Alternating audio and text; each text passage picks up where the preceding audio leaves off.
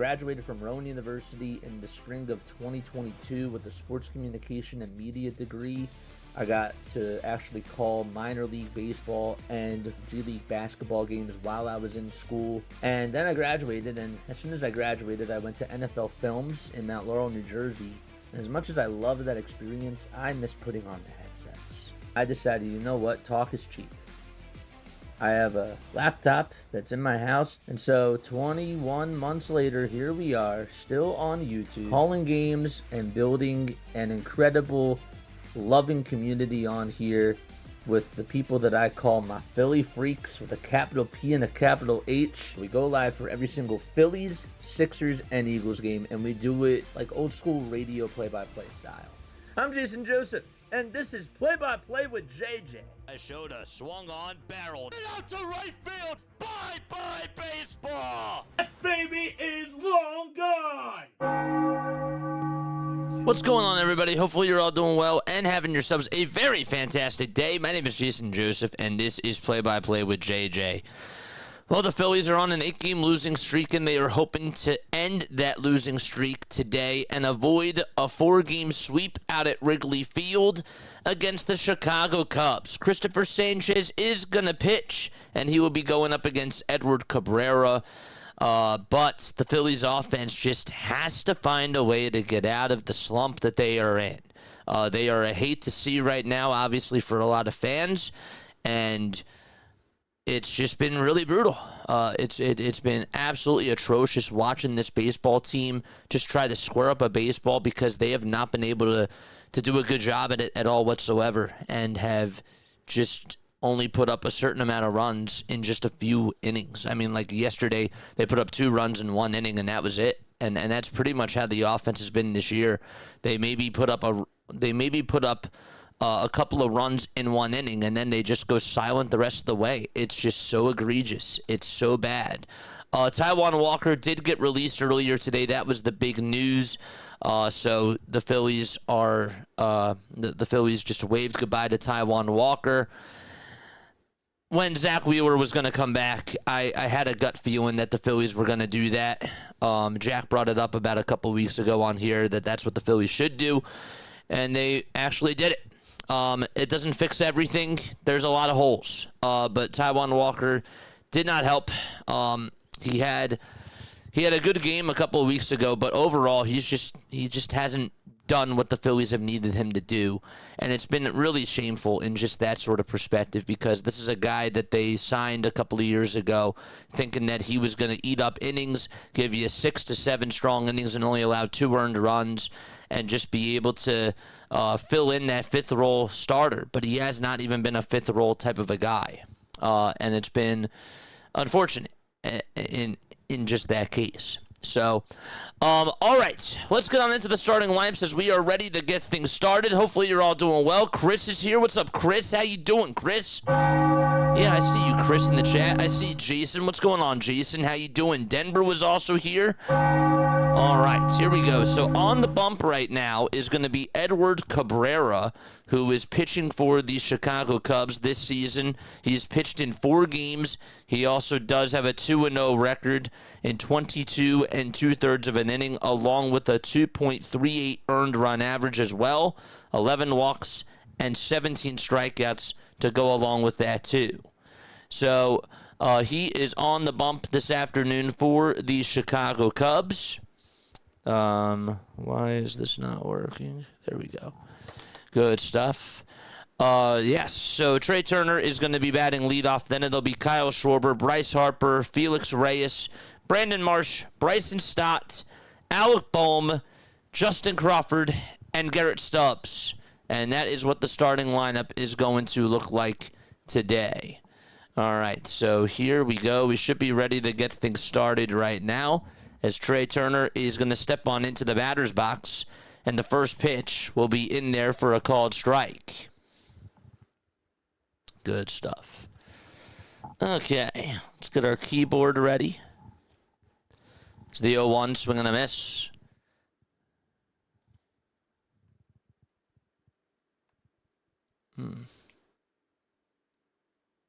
There we go. That's better. Good. All right, good stuff. And then we can turn this guy off. Vertical. Good. 1-2 to Trey Turner. And the next pitch is taken inside for ball 2. So the Phillies lineup, they have Turner, Schwarber, Harper, Reyes, Marsh, Stott, Bohm, Crawford, and Stubbs. 2-2 pitch. They try to appeal. Did he go? He did not. And the count is now 3-2. Hunter Wendelstedt is the home plate umpire. Edwin Moscaso is over at first. Vic Carapazza is the second base ump. And John Bacon is over at third. 3-2 pitch to Turner, and he waves at it and flies it out over to right field. And Suzuki is right there with the sunglasses on, and he will make the grab for the first out of the inning.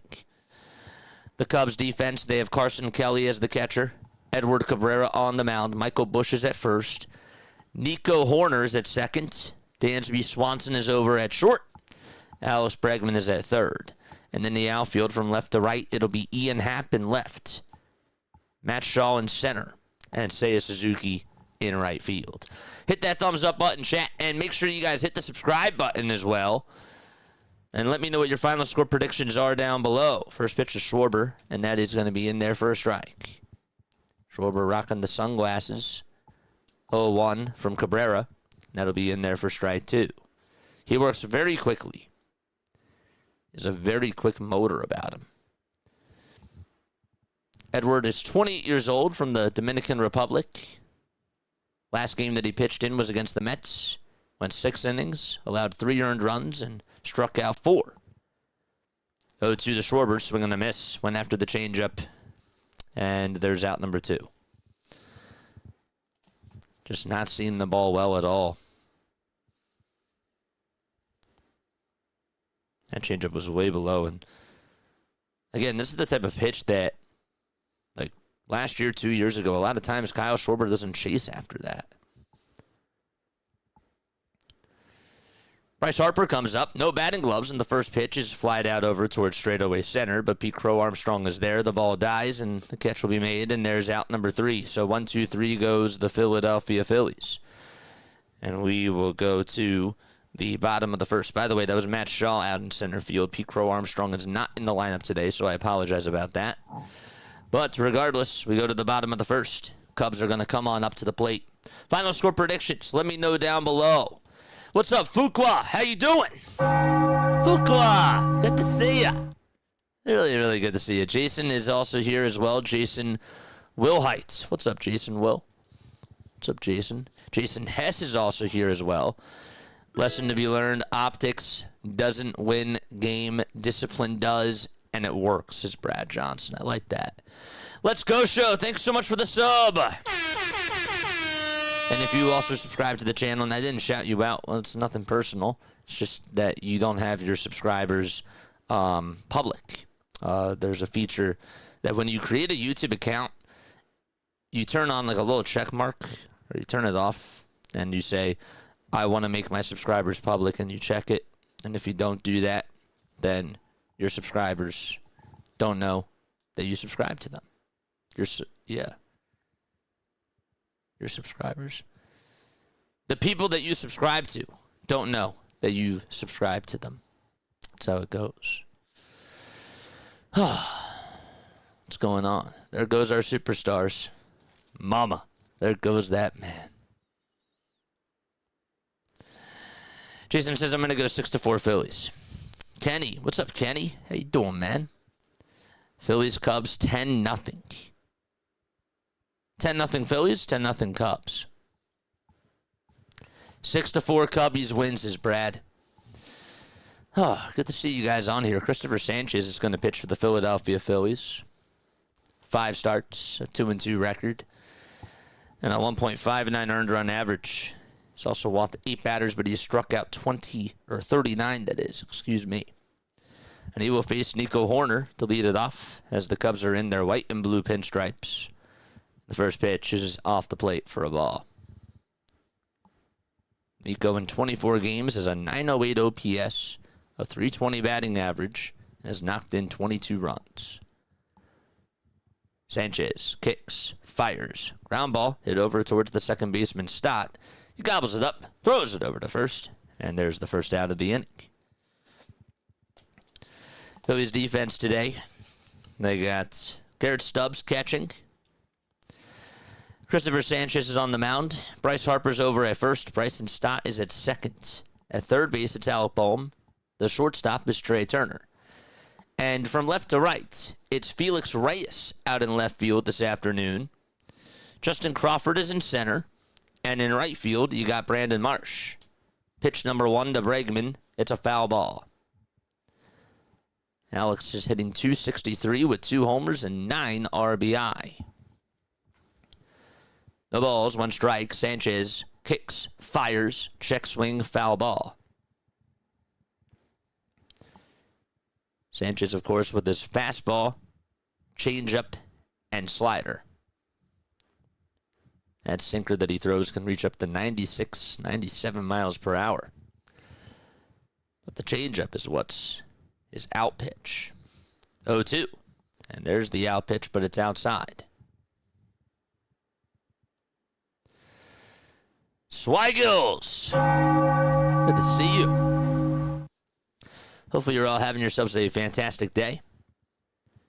Hopefully this is going to help you get by the work day for those of you who are working. 1-2. Popped up over towards the left side, and that's going to be a souvenir. Hi, JJ. I have to do babysitting for 2 weeks for my sister, and her husband are on a trip. Nice. Where do they go, if you don't mind me asking?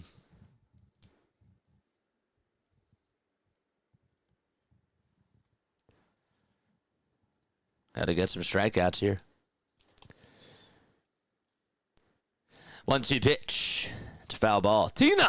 What's up, Tina? How you doing? Tina says, I really think that the need to mix up the lineup, JJ. Yeah, I mean, I talked about it last night. I really did. And I will repeat myself again after this pitch right here. Sanchez comes set and fires. Bregman's going to pop this one up over towards the first base side and foul ground. Harper, actually, it bounced back into fair territory, and Harper couldn't make the catch. He took the wrong turn there, and it hit the line. With the way that the camera was moving, it looked like that it was going to go into foul territory, and then it just sort of blew back onto the field, and Harper took a wrong angle there. And that's going to be a bloop single for Alex Bregman.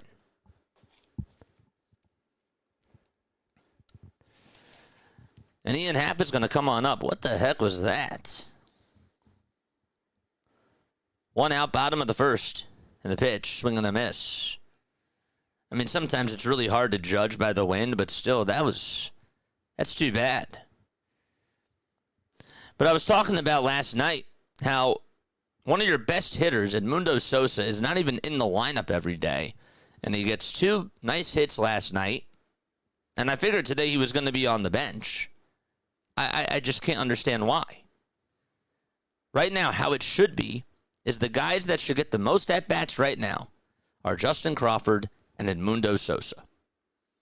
They should be batting 1 and 2 because they're hitting the ball well. 1-1, swing and a miss.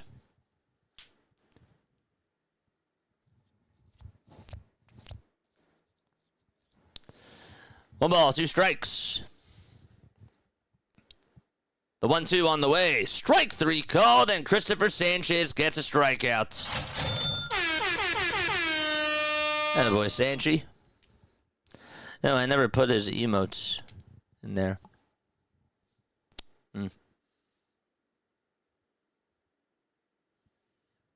Guess I'll have to update that. I don't really know. This morning they flew a plane from San Francisco Airport. Philly's schedule is brutal. Atlanta, Giants, Boston, it's not good. Honestly, even if they played the White Sox, I don't think that that's good. Because I don't trust them. I don't trust them, Brad. They're playing bad baseball. 0-1 pitch. This is grounded over to shortstop. Going to be a tough play for a Turner. He gets it into the bare hand. Fires across the diamond. It's in time. And there is out number 3. All right, so no runs, 1 hit, 1 man left, and we go to the second. No score between the Phillies and the Cubs. So Felix Reyes will lead it off. It'll be 4-5 and 6-2 up. Guys, Felix Reyes is your cleanup hitter.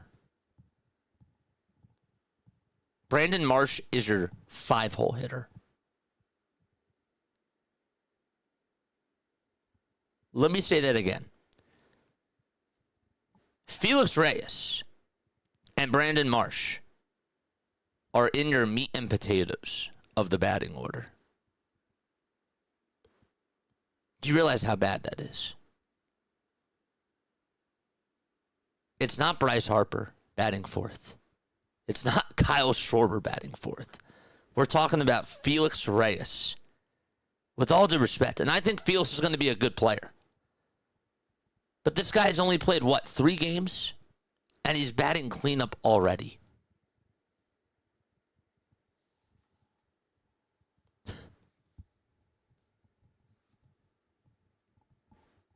Brandon Marsh was batting in the 4-hole last week. That's sad. That's the product. What's up, Evan? How you doing?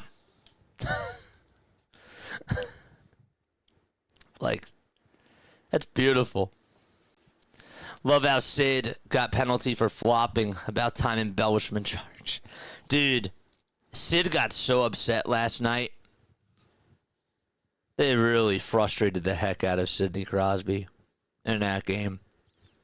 And it was just a beauty to see. Sid can play the best hockey in the world, and then he can play the worst hockey when you get into his head. And boy, have they gotten into his head. The pitch. That's taken inside for a ball.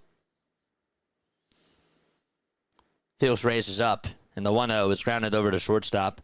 Played on the hop by Swanson. The throw on over to first is in plenty of time. And there's the first out of the second. Well, when you go yard in your first MLB at bat, you get noticed, I guess. When you're down that bad. Yeah. By the way, folks, we are 43 subscribers away from getting to 9,700. Tonight, we are going to be going live for the Pirates-Rangers game, and we'll also, of course, be watching the NFL draft as well while we're calling that game. But make sure that you guys tune on into that. I do have to make the thumbnail. But if you're interested, come hang out with me. Mike, thanks so much for the sub. 1-0 to Marsh. Fly ball hit out over towards the right field corner, and that is a foul ball. Did that Cubs fan catch that? Dude, he had his ice cream in the one hand. Gosh. Edward Cabrera was traded from the Marlins to the Cubs earlier in the offseason. The 1-1 to Marsh. There's another fly ball. This one's hit out over towards right center field. Looking up is Suzuki, and it is gone! 1-0 Phils.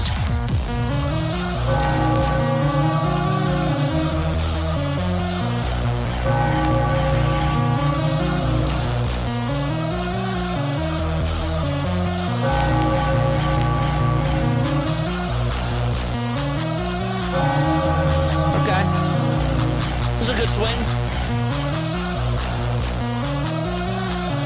Right down the middle. And he squared it up.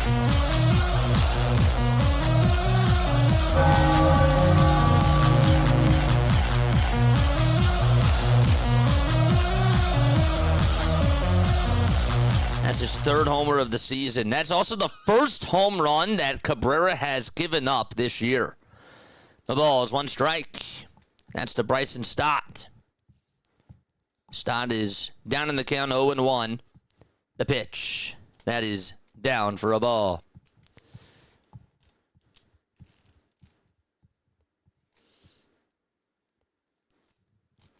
So 1 ball, 1 strike. And the next pitch on the way is swing and a miss. It's a changeup at 92 miles per hour. The old pull my finger trick. We all know what's coming, says John. Maybe he heard me say, that's your 5-hole hitter. And he just gave me the bird. Give me the bird. I love it. 1-2 pitch on the outside corner for a called strike 3. And there's out number 2. Give me the bird, man. Shut me up. That's why he's batting where he is. Love Marsh. He's seeing the ball, says Haley. I know that you're a Marsh supporter. What's up, Haley? The pitch. And that's inside and high for a ball. It's not that I'm not a Marsh supporter. It's just I don't like the fact that we have to rely on him to bat in the 5 / in the 4 spot. But if he starts hitting the ball well, then yeah, it makes sense to put him there. I just don't think he should be, I just don't think that they should have to rely on him to be there. 1 ball, 2 strikes. Well, that's good, though. Evan Enhanced. I love that name, by the way. That's cool. 1 ball, 2 strikes, and that's to Alec Bohm. And the pitch down in the way for ball 2.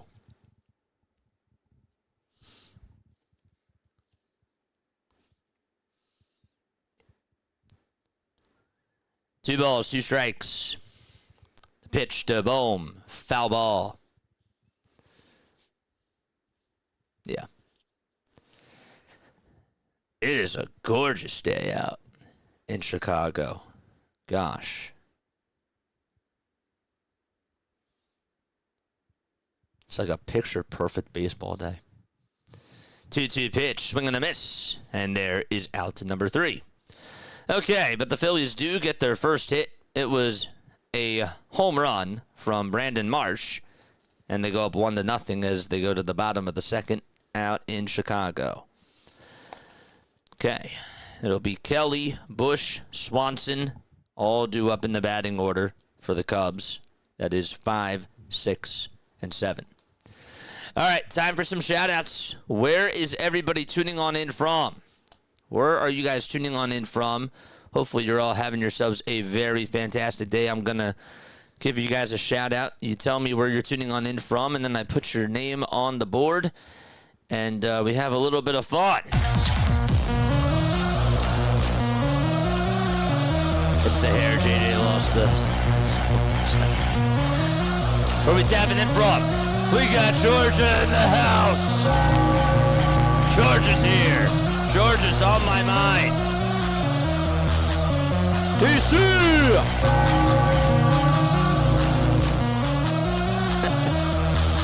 A potato? Way to go, Idaho.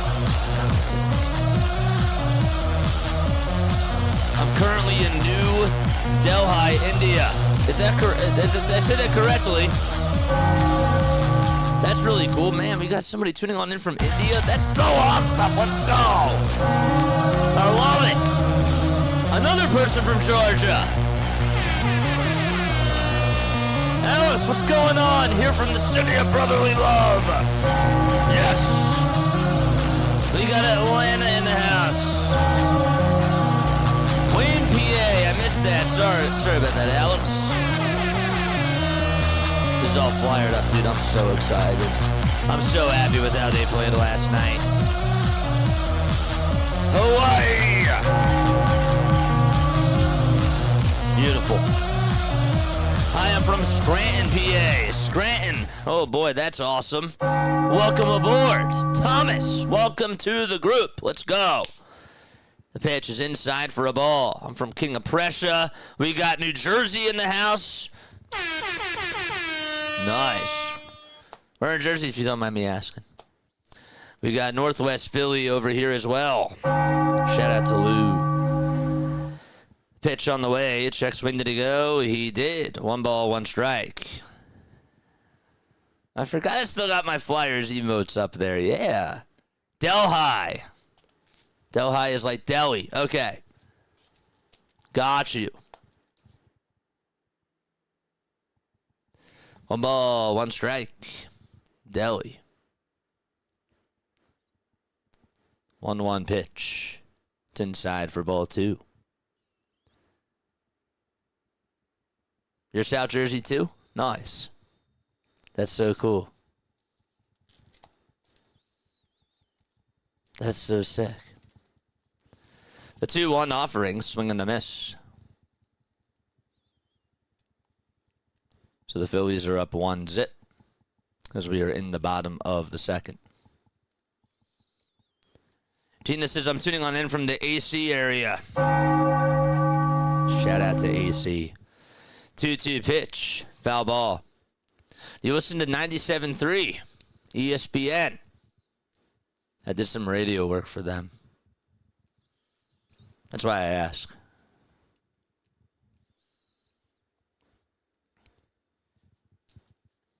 Shout out to Nick Earnshaw. Shout out to Billy and Josh. 2-2 pitch. And that is a foul ball over towards the right side. Hit that thumbs up button for me, folks. And hit that subscribe button as well. Appreciate you all so much for being on here. We go on for Phillies baseball. We also do Sixers basketball. We do Eagles football as well. And we'll be doing, after the Phillies game is done, we'll be doing the rest of the Flyers game on Saturday, which I'm excited about. And we also do Major League Baseball games as well on here, too. 3 balls, 2 strikes. Bottom of the second. 1-0 Phillies. The payoff pitch from Sanchez, and this is flied out over towards right center field in the alleyway. Crawford has to run a long ways. He won't be able to get there, and so it'll bounce right in front of the wall. And getting on with an opposite field double into the gap is Carson Kelly. The pitch was just left up over the middle of the plate.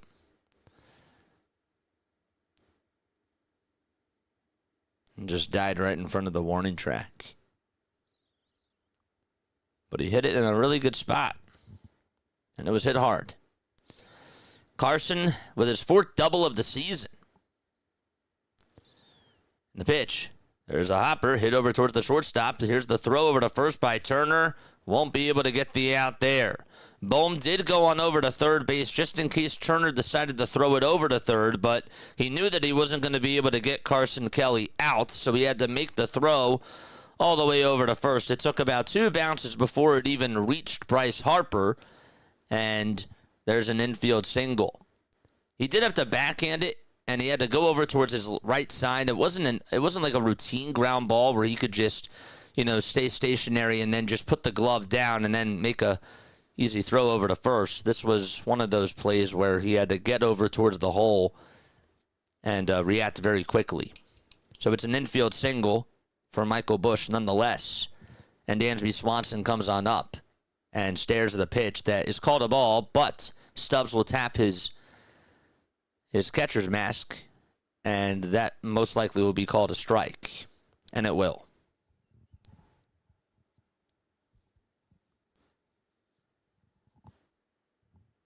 Mattingly as coach is okay with me, says Brad. Yeah, apparently, from what I've heard from people, and again, I could be wrong about this, but I've heard from people in the chat, they said that Mattingly doesn't want to coach. But doesn't mean that he won't. Doesn't mean that he won't manage.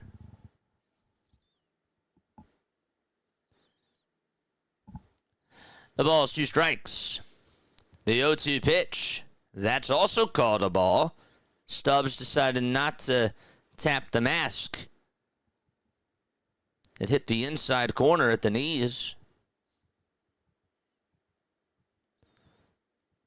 1 ball, 2 strikes. And the 1-2 pitch. There's a fly ball hit out over towards right field. Marsh will be able to make the catch. However, the runner from third is going to tag on up. And that is Carson Kelly, and he will easily score. And we're tied 1-1. So Kelly scores on an RBI sacrifice fly from Dansby Swanson. And we are tied with 1 out in the bottom of the second. Hit that thumbs up, folks, and hit that subscribe button as well. Doesn't want to get fired by his kid. I guess not. I guess not. The pitch on the way. Strike.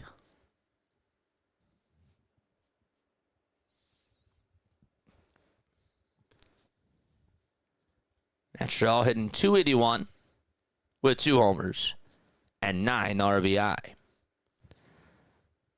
The 0-1 pitch, foul ball. So in case you're just tuning on in, the Phillies had a 1-0 lead on a solo home run by Brandon Marsh. That was in the top of the second. Christopher Sanchez on the hill for the Phillies did just give up a sacrifice fly after allowing a double and a single. Swanson hit the sac fly. Kelly scored. The 0-2 pitch on the way. Ground ball hit over to shortstop. Turner bobbles it, and everyone's going to be safe. Gosh.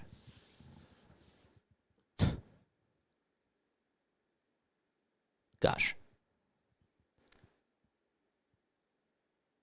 He slid. I don't know if he would have gotten... I don't even know if he would have gotten Shaw out. But gosh.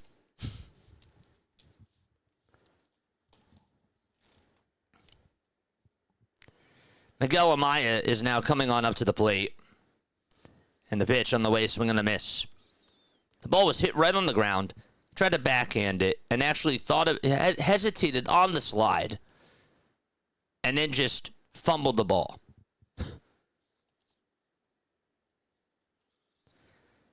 The ball is 1 strike to Miguel Amaya. And the pitch. That's down for a ball. I mean, we've seen this film so many times. With Trey Turner over at short.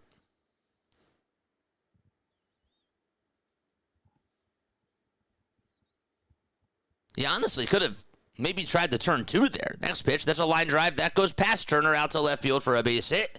And that is going to load the bases. It was a screamer. Hit just a little bit over towards his left side. And the bases are loaded. Oh, boy. 1 out still and bases juice for the Chicago Cubs. Let's see. He wouldn't have been able to catch that, but that was a hard hit ball.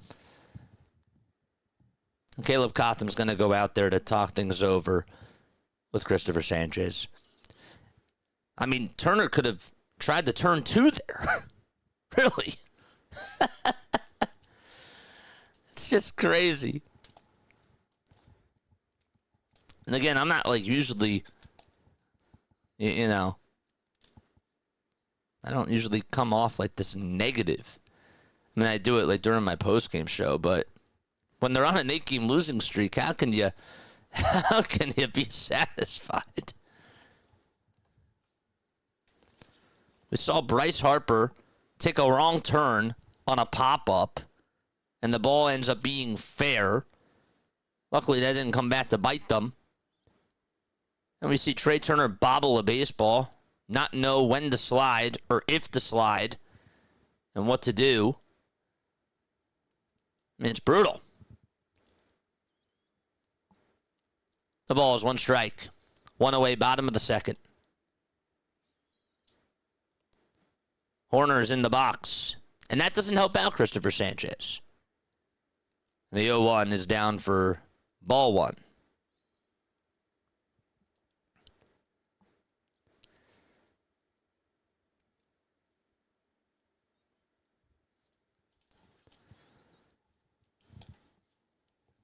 Sanchez kicks, fires. This is going to be grounded over to third. Bohm has it. Will make the throw to home plate for 1, and that's all that they're going to get. Now, I'm wondering how come he didn't throw it over to second base. Again, I couldn't see what was going on off the screen, but did he not have a play over at second base? I'm wondering. You got the lead runner out at home, but could he have turned 2? Probably not. 2 outs, though, in the bottom of the second. He was playing in.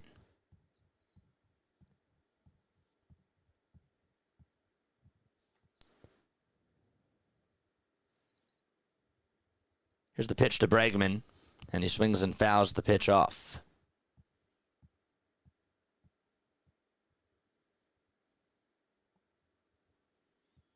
David says it wasn't hit hard enough. Yeah. I don't think it was an egregious decision to go home. I'm just wondering if he could have gotten two. I wasn't blaming him for that. The pitch, this is popped up over towards the left side. Bohm gets under it, and he will make the catch in foul territory, and the inning is over. So the Phillies do get out of the jam, but Christopher Sanchez, they work up his pitch count a little bit, and we're going to go to the third inning.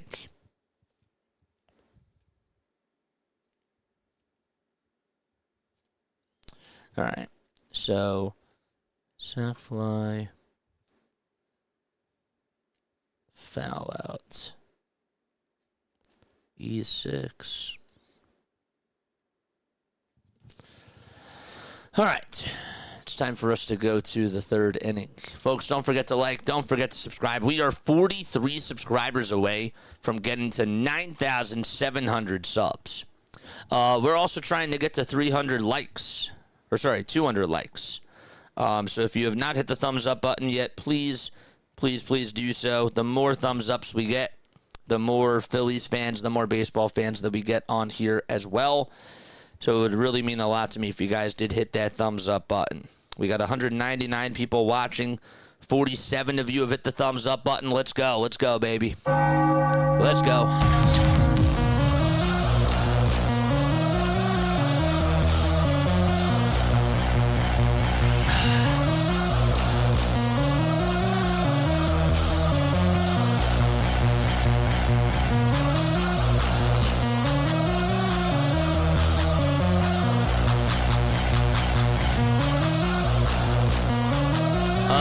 So it was a 4-year, $72 million contract. He was getting $18 million annually. So it's the rest of the $18 million. That's how much. You drinking beer? No. I gotta stay hydrated when you're doing 6 hours of these a day. You gotta stay hydrated.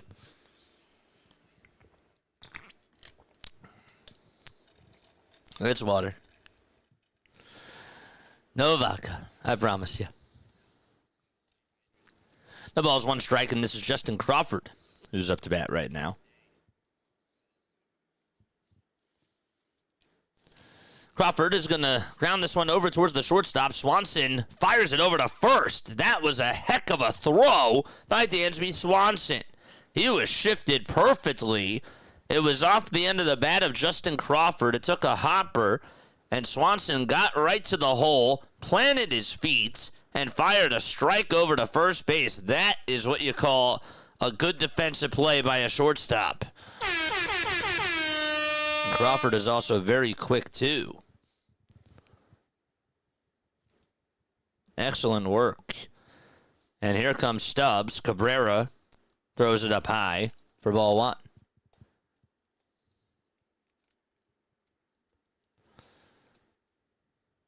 1-0. Strike one.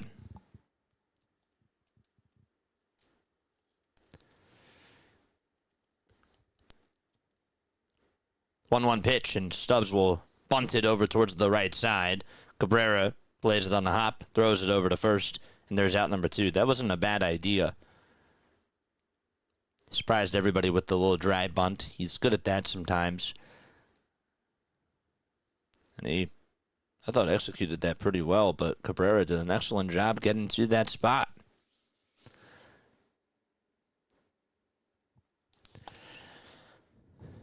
Two away, top of the third, and here is Trey Turner.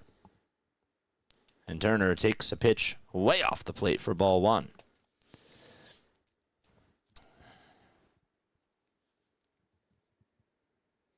Make sure I pull this up. 1-0. Turner's going to sky this one over towards shallow right field. Suzuki gets over to it, stops, waits on a dime, and makes the catch. And the inning is done. So 1-2-3 go the Phillies. We're going to head to the bottom of the third inning. It is a 1-1 ball game. All right. So let me put the camera on me for a second. There we go. Hello, everybody. I appreciate you all very, very much for tuning on in. Make sure you guys hit the thumbs up button and hit the subscribe button as well. I made an announcement yesterday. I made a community post as well that went further into the announcement for those of you who were not on here. Basically, next Wednesday, we are doing a 48-hour live stream. We are doing our first fundraising stream of the year. I wanted to do a couple this year. And this year, so we did one last year, and we raised money for the Familial Dysautonomia Foundation. My older brother, who passed away in 2020, had familial dysautonomia, and we did a nice stream last year, and we raised over $6,000. I was going to do it later this year because we did it in September, but as I was in the Bahamas, I thought, you know what, we're so close to 10,000 subscribers. And people have been asking me, like, what are you going to do when you get to 10,000 subscribers? I've had people message me, and they're like, what are you going to do? And I came to the conclusion to do this because I'm not doing this without Mitchell, who's my brother, or who was my brother. And I want to try to do some more good for the channel. And I am really excited to be able to do this. I have a post that I'm going to share with you guys right now if you want to see more details about what we're going to be doing from Wednesday morning till Friday morning. But yes, we are going to be on stream for 48 hours in hopes of raising $10,000. And I hope that you guys are going to be able to join me for that. Obviously, if you can't donate, do not feel pressured to do that. Just spread the word. Yeah, let's try to do some good. Let's try to do some good, man. But there's the post right there. I just posted it in the live chat. You can go check out more information on it. We have a lot of fun things planned for that day. A lot of fun things planned for both of those days, I should say. One ball, no strikes. Here's a changeup that's going to be in the strike zone at the knees for strike one.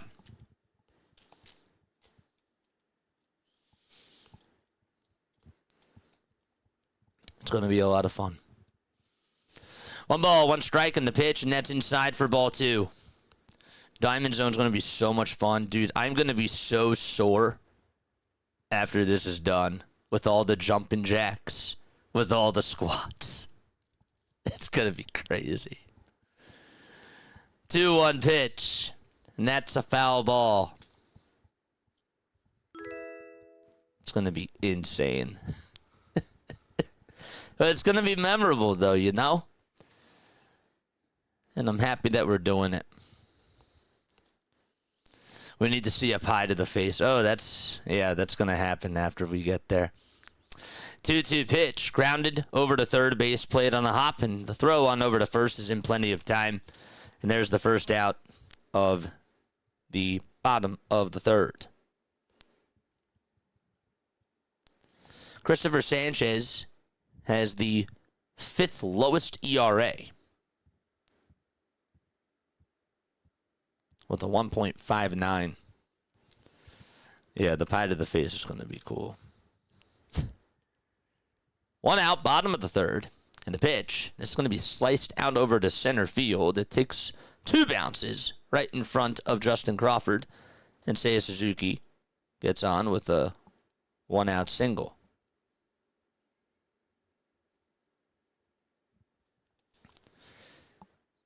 Disney karaoke.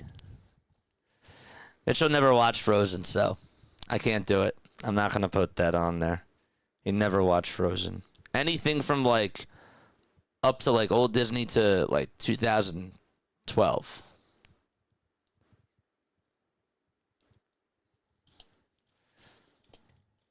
The pitch. And misses outside for ball one. So no Coco.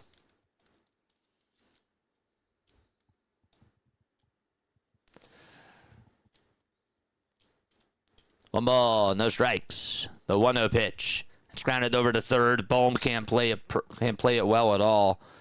And everybody's going to be safe. Oh my gosh. It was chopped right on over towards the third base line. Bohm tried to backhand it, and it just popped out of the heel of the glove. The tip of the glove it was, but still. Gosh.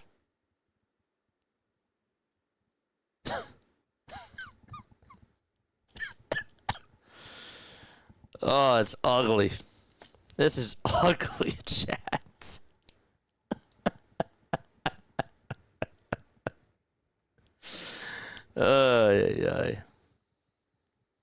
Michael Bush is up. Runners over at first and second. And one out in the pitch. Just outside at 95 miles per hour. What a crew. What a crew.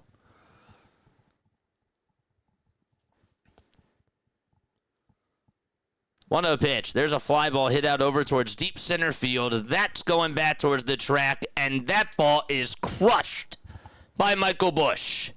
And that makes it a 4-1 ball game. 421 feet. And the Cubs take a 4-1 lead in the bottom of the third inning.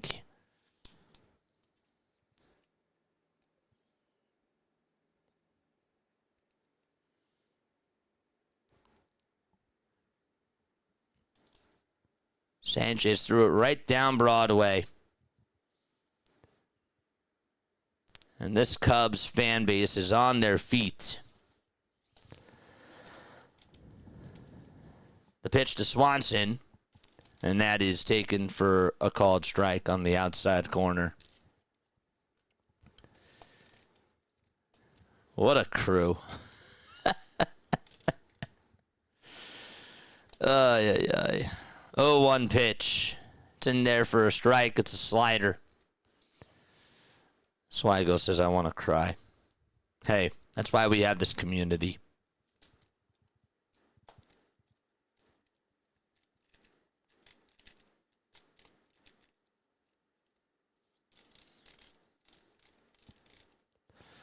No balls, 2 strikes.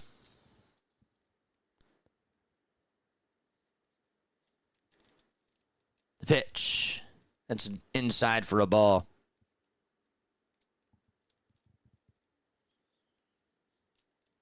When I'm covering the Phillies games, I got to keep it a little bit biased, you know.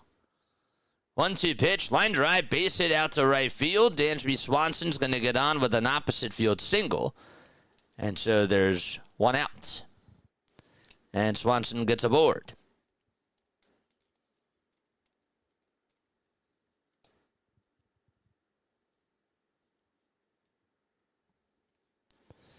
That's the first homer that Sanchez has allowed to a left-handed batter since July 2025.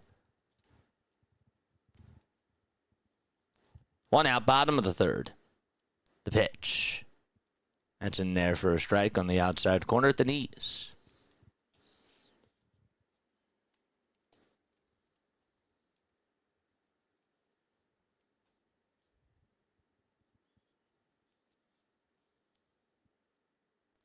Oh, 1 pitch, another line drive, base it out to left field. Reyes will play it on 2 bounces.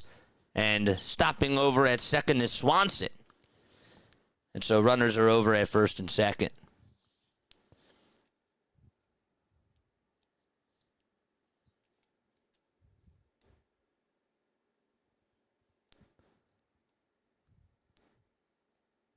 That pitch was actually supposed to go into the dirt. And it just flattened out at the end. It was left hanging.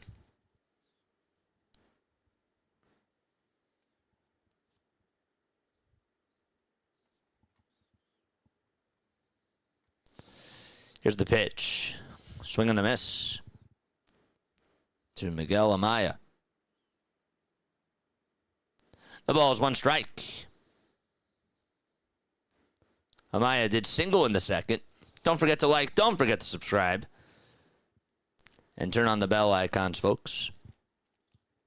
The 0-1 delivery. That's grounded over towards the left side. Bohm makes a diving stop, throws it over to first from his knees. I don't know how he did that, but he made that one look easy. And there's out number 2.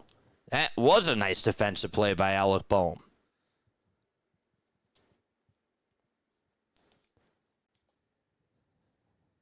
That did take away a base hit.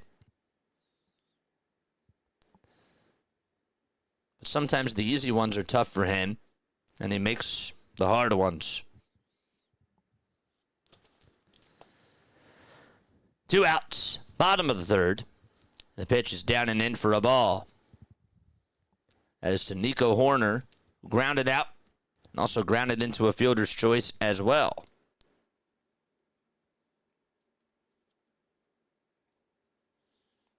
What the heck is wrong with this pen? There we go. 57 pitches for Christopher Sanchez. And the 1-0 delivery, grounded over to third, backhanded by Bohm. He steps forward and throws it over to first. And that is in time for out number 3. We're going to go to the top of the 4th inning. Kyle Schwarber, Bryce Harper, and Felix Reyes are going to come on up to the plate for the Philadelphia Phillies.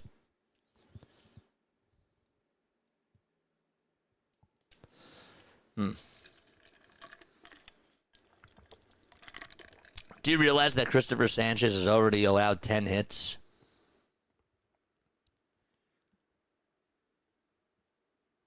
They call it 10 hits, but really, there should have been 3 errors. But they don't like to call it like that now. You know? All right, so we go to the top of the 4th. Kyle Schwarber, Bryce Harper, and Felix Reyes are going to come on up to the plate. Since we are going to the top of the 4th, it means that it is now time for On This Day in Phillies History. Presented, of course, by Broad and Pattison, as they do a really good job with giving out some facts about what has gone on today in Phillies history. So today is April 23rd. Today is April 23rd, chat. So it happened today on this day in Phillies history. There's Larry. What's up, Larry?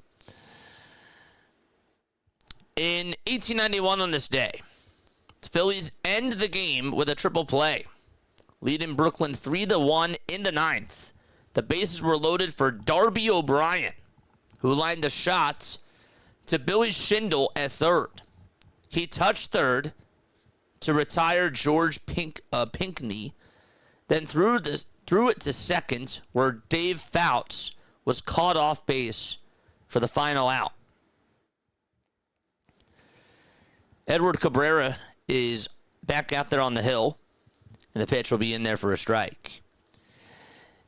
In 1967, on this day in Phillies history, Bud Harrelson was on first, and a Mets pitcher was due up. Manager Gene Mauch swapped third baseman Dick Allen with shortstop Bobby Wine to put on the rotation play. The pitcher bunted, and the Phils recorded the out at first, but Harrelson reached third because no one was covering the bag. It's 1 ball, 1 strike to Kyle Schwarber. Pitch. That's outside. In 2005 on this day in Phillies history, for the second time as a Philly, Jim Thome hits into a 3-5-3 double play. With the shift on, Atlanta third baseman Chipper Jones fielded first baseman Julio Franco's throw to second base to erase Kenny Lofton, then relayed the throw back to Franco to first to get Thome. The pitch is grounded over towards the second baseman, and the throw on over to first is in plenty of time, and Schwarber is retired. Harper swings at the first pitch and fouls it off over towards the first base side. And last but not least, on this day in Phillies history, I will do one more. Playing in Arizona, Jason Worth scores on a 4-base error. Arizona center fielder Chris Young initially caught Worth's deep drive, but he dropped it while transferring it to his bare hand. Worth was running all the way, scored before the ball could even be retrieved. It was only the 15th recorded four-base error in Major League history. Pitch to Harper. He drills this one over towards the right field side. It'll get down for a base hit and take a bounce in front of the right fielder. And Harper's going to get on with a single. And he's over at first. That's the second Phillies hit of the day as they have Harper at first base. And Reyes is up to bat. Looks at strike one, right at the knees.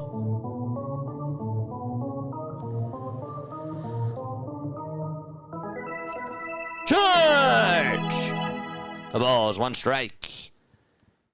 The 0-1 pitch. That's fouled off of the back foot of Reyes. And heading back over to first is Harper.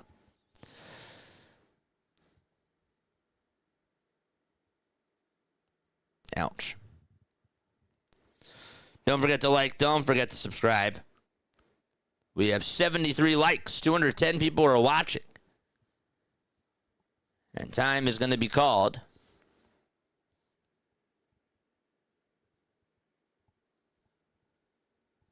Hit that thumbs up button, baby.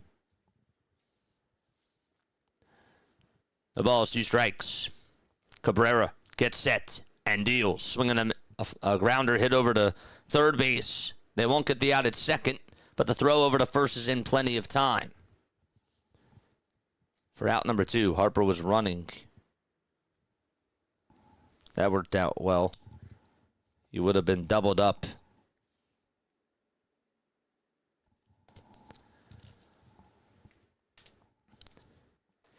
It's Brandon Marsh's turn.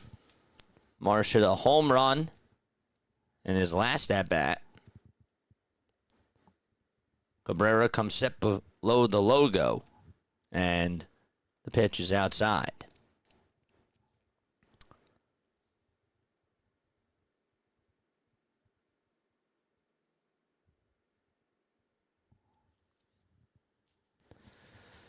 The 1-0 pitch on the way. This is grounded over towards the hole, out to left field for a base hit. Harper's rounding third. He's being waved home. An RBI single by Brandon Marsh. It's a 4-2 game.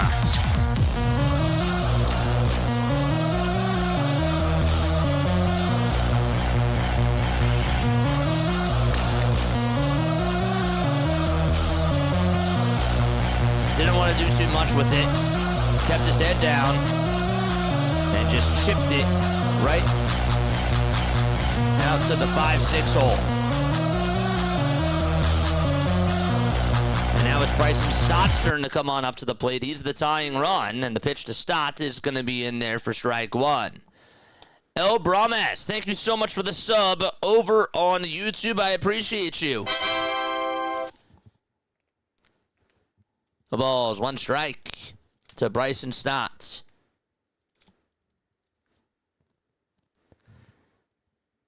8 seconds left on the pitch clock. The toss back on over to first base. That is not in time. All right, let's go. Hit that thumbs up button, people. Let's go. Let's get the 200 likes. Let's go, baby. The ball is one strike. Cabrera comes set and fires. And this is grounded over towards the first base side. Diving stop by Bush. And he gets up, steps on the bag, and the inning is over. Brandon Marsh does cut the deficit in half with an RBI single out to left field. And we're going to go to the bottom of the fourth. It's a 4-2 Cubs lead. Good. All right. Good stuff.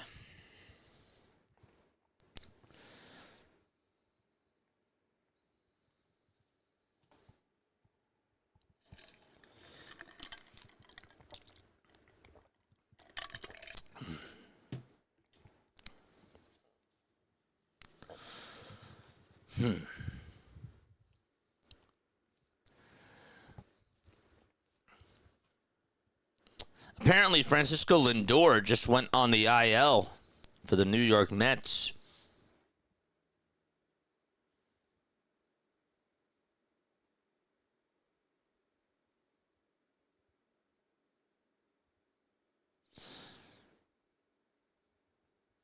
This was from Jeff Kerr 3 hours ago. The Phillies are paying Nick Castellanos and Taijuan Walker over $30 million combined to not play for them.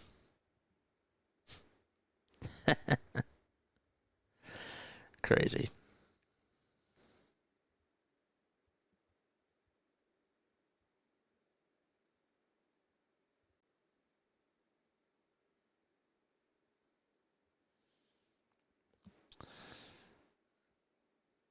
Phillies Tailgate just screenshotted this.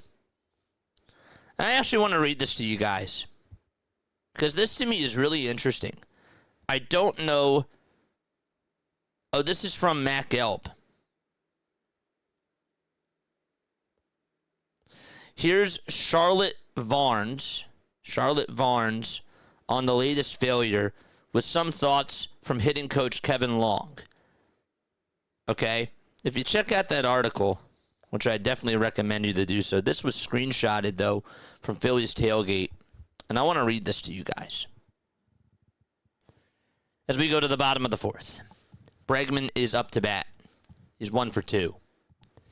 And the pitch is in there for a strike. So Kevin Long, of course, is the Phillies hitting coach. The ball is 1 strike. Sanchez comes set and fires, and the pitch is in there for strike 2. To Long. To Kevin Long, the struggles partly come back to the lack of a lefty batting practice arm. The 0-2 pitch. And that is down and in for a ball. The Phillies were without one until a few days ago when Logan Matthew joined the team. Long, who would typically throw lefty batting practice, had surgery last August and is still unable to throw.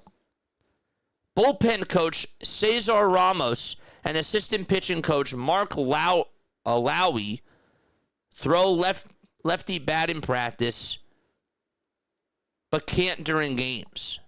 Matthew can. What? Sanchez with the pitch on the way. There's a swing and a miss. And there is the first out.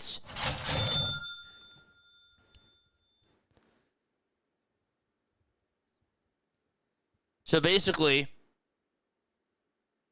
they don't have a lefty batting practice arm. And that's why they're struggling against lefties.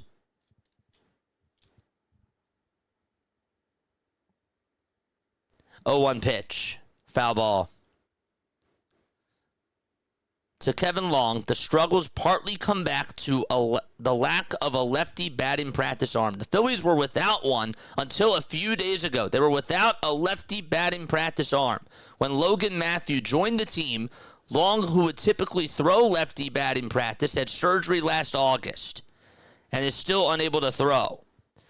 The pitch on the way, there's a fly ball hit out over to deep left field, and that ball is crushed by Ian Happ, and that makes it a 5-2 lead for the Chicago Cubs in the bottom of the 4th inning. That was sent right over into the sunset. It's not even sunset now, but figuratively it was gone.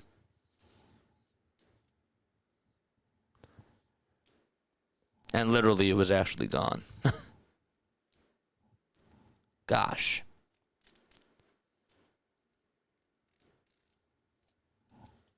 That's crazy.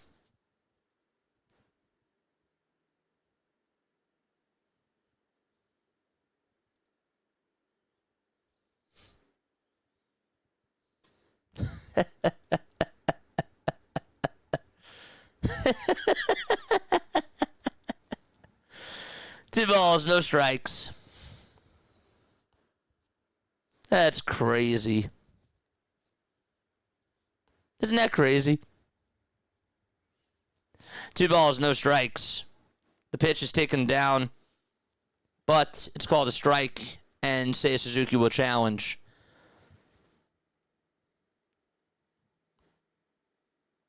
And it's a ball.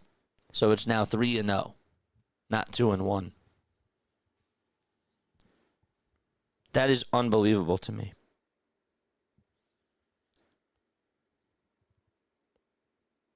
Good job by Charlotte Varnes. That's really good for her for finding that out. 3 balls, 1 strike. The 3-1 pitch, swing and a miss. Right now, the Phillies may be the worst team in baseball, says Lou.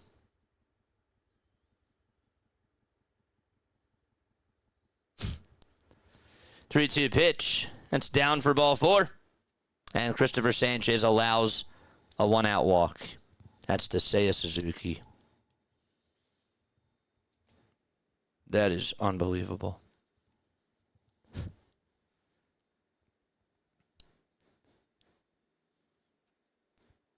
What else did it say? No, I can't look at it right now.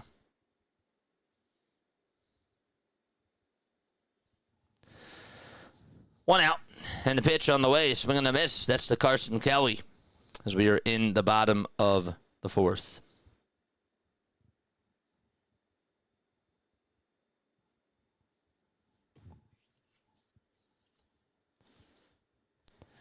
Oh, 1 pitch. Low and inside for ball 1.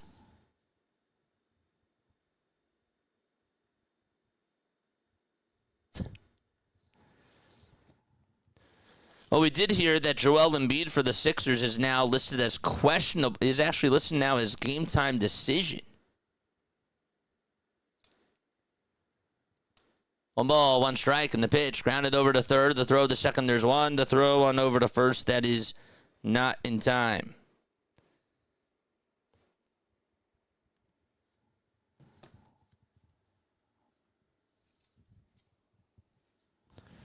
Two outs in the bottom of the 4th, and it's Michael Busch's turn to come on up to the plate. Busch had a 3-run homer his last time up, sent it out over to straightaway center.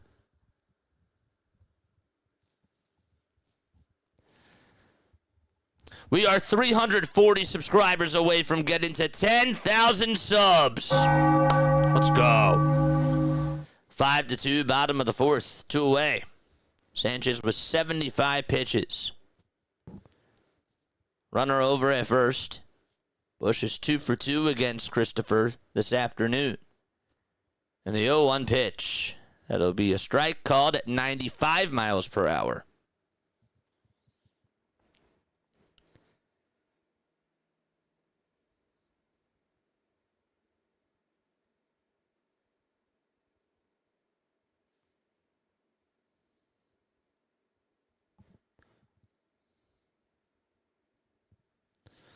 O2 pitch on the way. Strike 3 called on the outside corner at the knees. And we are going to go to the 5th inning. Phillies are down 5-2 against the Chicago Cubs.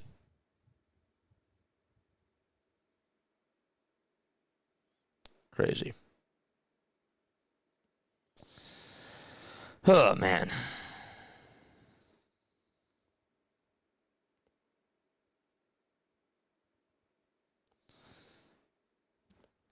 To long, the struggles partly come back to the lack of a lefty batting practice arm. The Phillies were without one until a few days ago when Logan Matthew joined the team.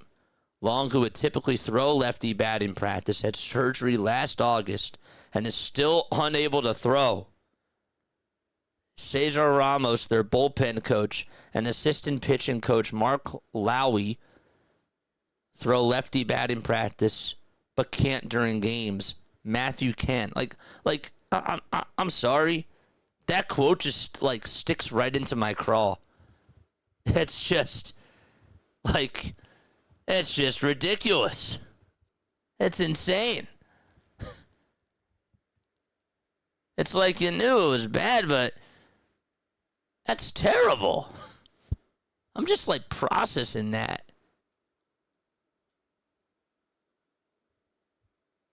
What's going on? What the heck is going on with this team?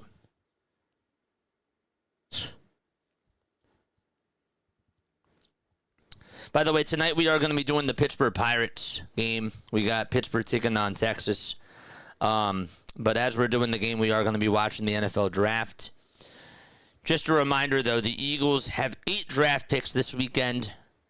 They have the 23rd pick tonight. And then tomorrow for rounds 2 and 3, it's pick 54, 68, and 98. And then on Saturday, it's 114, 137, 178, and 197. Here's Alec Boehm. He's up, and he takes a ball. It's crazy. The pitch. It's taken down for ball 2. BW, what's going on, BW? How are you? Swigo says we are cursed. It's just unbelievable, man. 2-0 pitch. It's a foul ball. Like, he literally just said that they don't have a lefty that can just throw to these guys. It's terrible. 2-1. Check swing, did he go? He did. And the count is 2-2.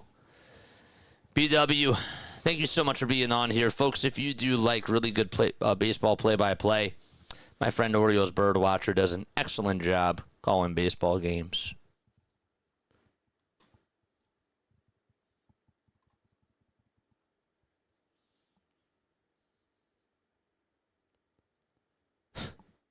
Pitch. Foul ball. When does batting practice happen? During games?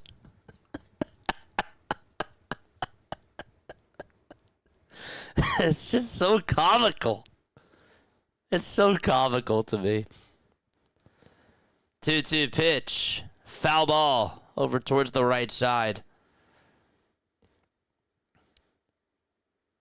What are they doing during batting practice? I actually asked that the other day. What actually does go on during batting practice?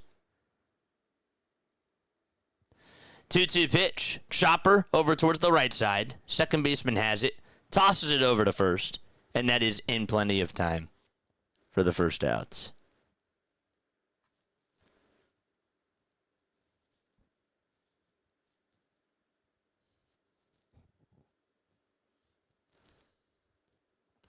At this point, I'm giving the side eye to the GM and his crew. You have a great fan base. You're not motivated by that.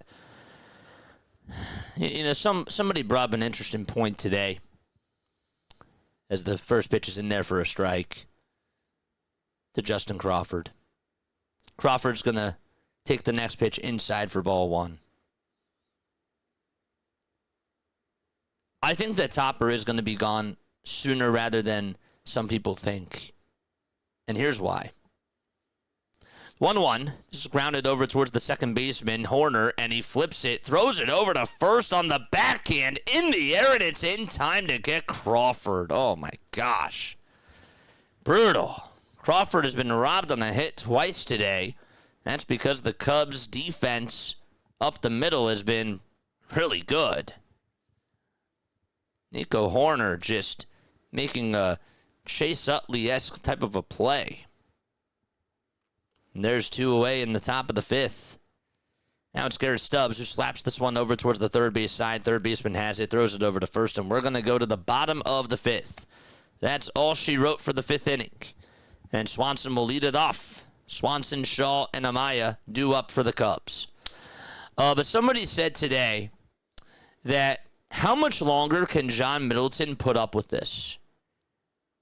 You have to think that if they keep losing like this, like John Middleton's not going to be happy. And I'm thinking to myself, well, yeah, I agree, because John is a Phillies fan. He does care about the team, and he does care about the fans. And from a business perspective, like, this is not what he signed up for.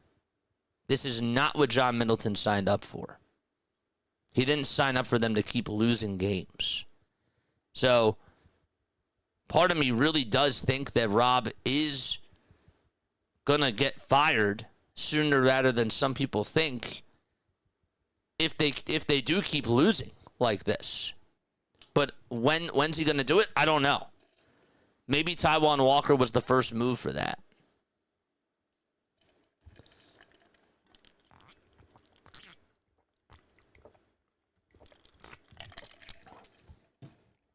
But John Middleton didn't sign up for this team to lose with all the payroll that he spent, with all the money. So I'm sure he's not happy. But yeah. We're paying $35 million to players who don't play for us anymore. $35 million. And two of them are getting 30 combined. By the way, Denver, I hope that your appointment went really well. What's going on, my friend? Good to see you on here. Whoever did just subscribe to my channel, thank you so much for doing so. It means a lot to me. It really does. Wow. We got 253 people tuning on in. Thank you all so much. Hit that thumbs up button, baby. Let's go. Let's go. All right, Christopher Sanchez is going to pitch the bottom of the 5th inning.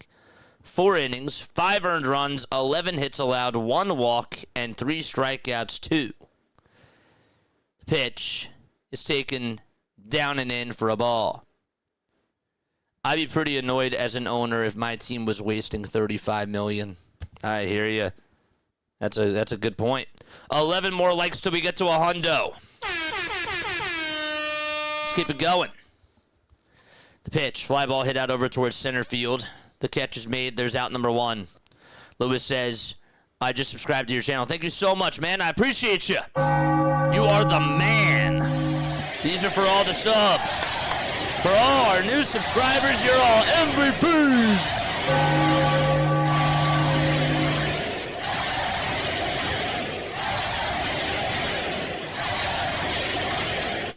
Let's go. 1 away, bottom of the 5th. Matt Shaw is 2 for 2 this afternoon. And he looks at strike 1. The ball's 1 strike. As we are in the bottom of the 5th. With 1 out. The 0-1 pitch. And that is high for a ball.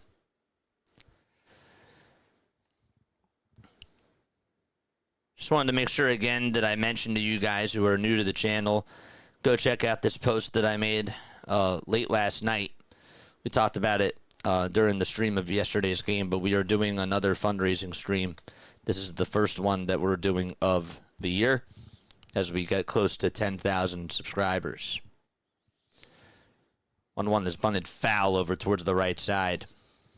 Next Wednesday, we're doing a 48-hour stream. 48 hours. And I literally mean 48 hours.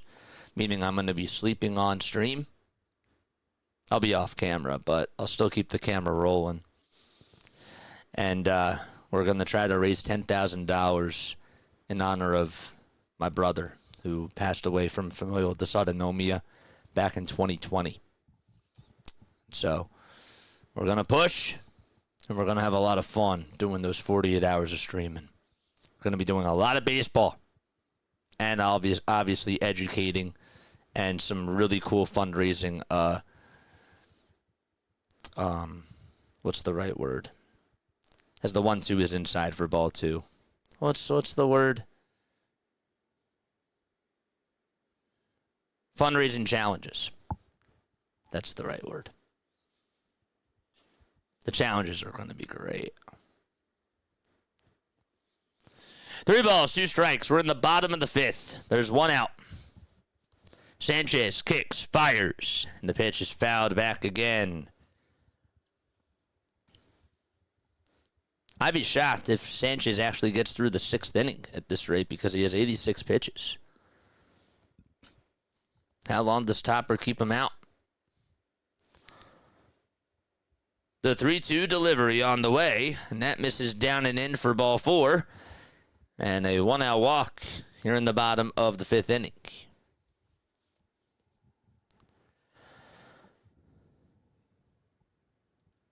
Christopher Sanchez this afternoon has given up 11 hits.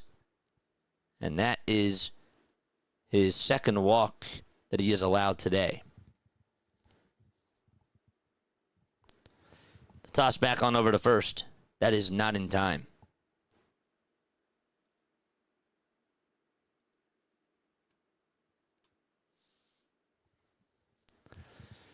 Runner over at first, bottom of the 5th. And Amaya swings and misses at the pitch.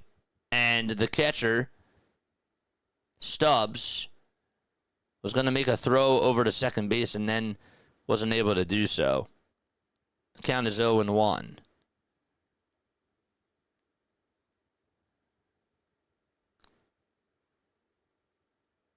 He got a good jump over to second, Shaw. The 0-1, swing and a miss. I got a little bit confused there because I didn't know because from the angle that they were showing us, it was a bird's eye view angle, and I didn't see if there was interference there or anything from the batter on the backswing, but he didn't make a throw, so it is a stolen base for Matt Shaw. Sanchez with the pitch, down and in for ball 1.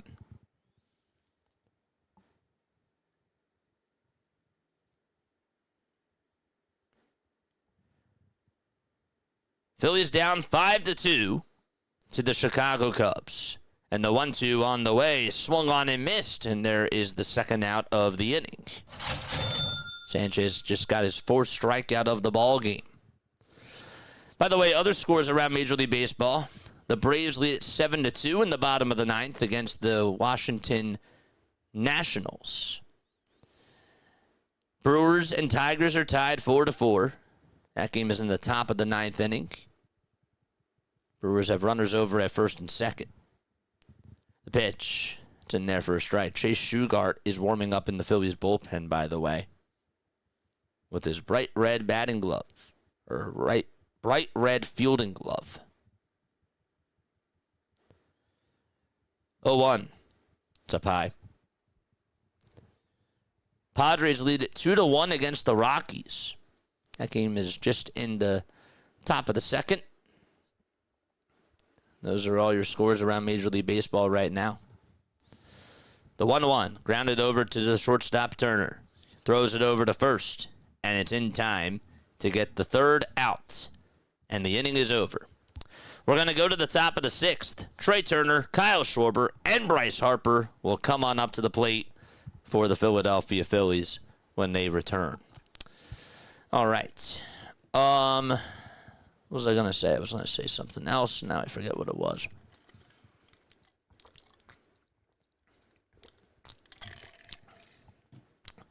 Once again, we did another P.O. box opening yesterday, and we got a couple of gifts from Jack Dwight. Once again, I want to give him a shout-out and a thank you so much for the P.O. box gifts that he sent us yesterday. That was really awesome. We opened it live on stream every Wednesday. We do P.O. box openings. One of the mods will type in ! P.O. box, and it should pop up down below as to the information of where you can send stuff. You can send me letters. You can send me gifts. You can totally do that, and we usually open it on Wednesdays unless you email me or you let me know not to open it on stream beforehand. So, but yes, we got some cool things. We got a little water bottle here, an Eagles water bottle. I'm so excited about that, and it's so cool. I'll be using it during Eagles season, and so that'll be awesome. And then we got ourselves a Phillies 2026 media guide, which is great too. I'm going to put this actually right on over here. And then we got ourselves a Philadelphia Eagles trivia book. All from Jack, man. He is the man, and appreciate it. I appreciate everybody that has sent me stuff to the P.O. box. It's been amazing, and all of you guys know who you are. You've heard thank yous from me off the air, and I just really appreciate this community, man. It's special. It's very special. Trey Turner is up, and he takes the first pitch that he sees for strike one. It's so cool. The pitch. Now it's no balls and 2 strikes. We got an awesome community, man. What's up, Dirt? How you doing, man?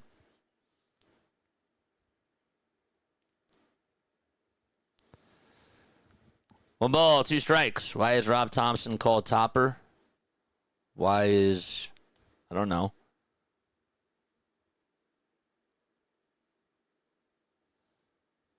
One-two pitch on the way. Swing and a miss.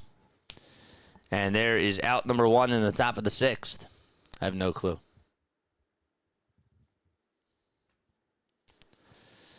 Once again, folks, tonight we got the Pirates taking on the Texas Rangers. And, of course, we'll be watching the NFL draft, as we call the Pirates-Rangers game. That'll be cool. But definitely stick around for that. If you enjoyed my call today, we do not only Phillies games, but we also do other Major League Baseball games as well. And in those games, we keep it more non-biased. At least I try to keep it fair both ways here, but we obviously root for the Phillies. And when the Phillies aren't doing so well, we gotta call it like it is. 0-2. It's down in the dirt for a ball.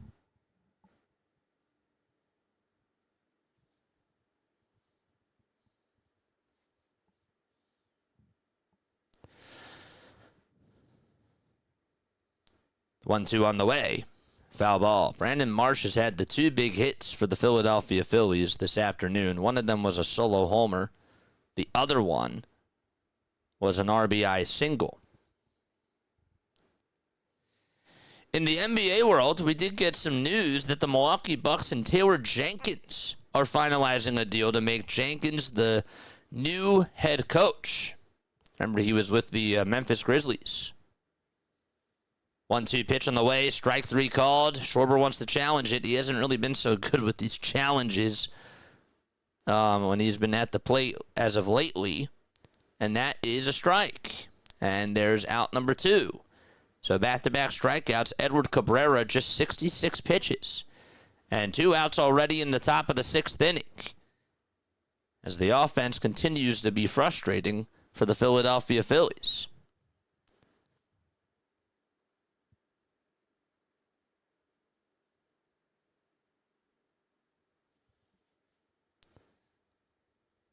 Here's Bryce Harper, and on the very first pitch, he pops it up. The pitch was way up high, and he skies it over towards the right side. Second baseman Horner gets under it and makes the grab.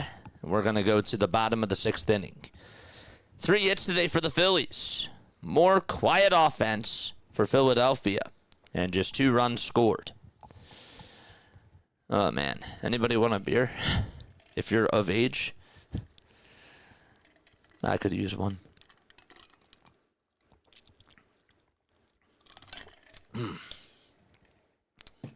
Damn. How's your day going, chat? We never did our text-in segment today. Maybe we should do that now.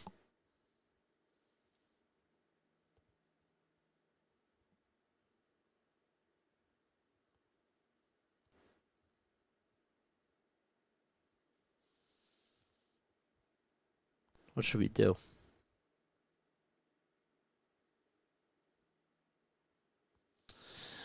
When you were growing up, who was your idol? 610-314-0844. Text it on in.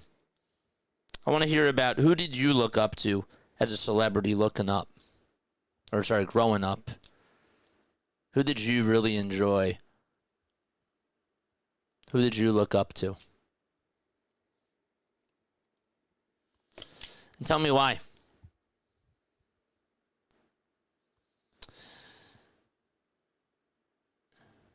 When I was growing up, I really liked Robin Williams. I was a fan of Robin Williams. I liked watching some of his stand-up stuff. I always loved watching him as the genie, of course, in Aladdin. I thought that he was just such a funny person. And, sometimes you just don't know what goes on in a person's life. But every time he hit that stage, he could just rile up an audience like not a lot of people could.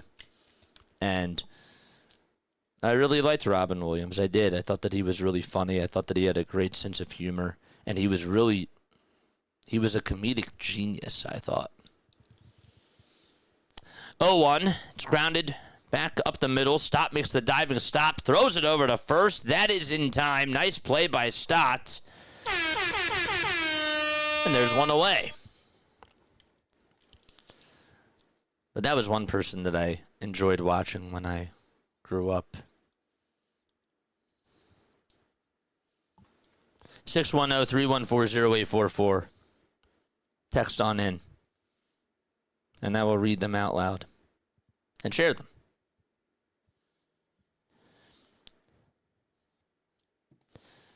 Ryan Howard was another one, of course. That's an easy one for me.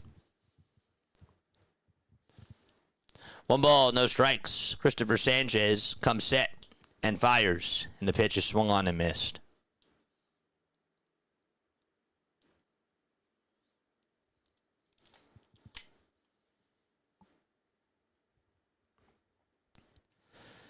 The 1-1 on the way to Ian Happ, and he grounds it up the middle. Turner spins and has to throw it on over to first. It won't be in time to get the speedster Happ, but it is an infield single with one away.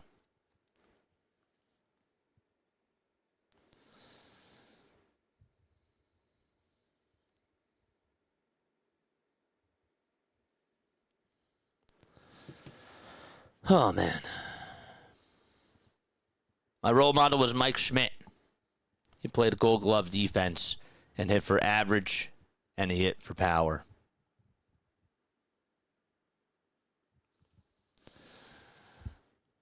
Make sure that you text on in, though, too, because I always like hearing, again, like I love it when you guys are active on here, but God forbid, chat, if my channel ever gets deleted, or, you know, this technically could be my last stream. Like, I'm not trying to be dramatic here. This could be my last stream. None of the stuff will save. But the text messages, that stuff does. And so sometimes, like, I was even looking back at a message the other day. And, you know, I was looking back at a text and it made me smile. And I was like, you know, like, that's, like, really cool. At that moment in time, that was a really nice compliment.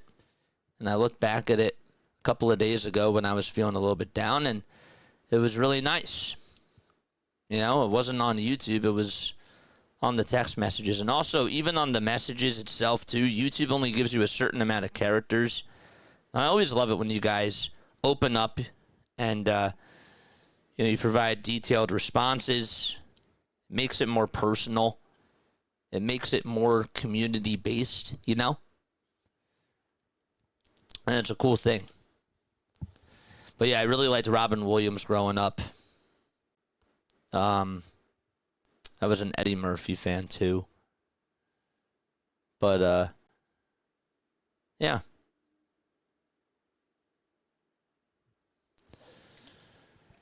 I don't know.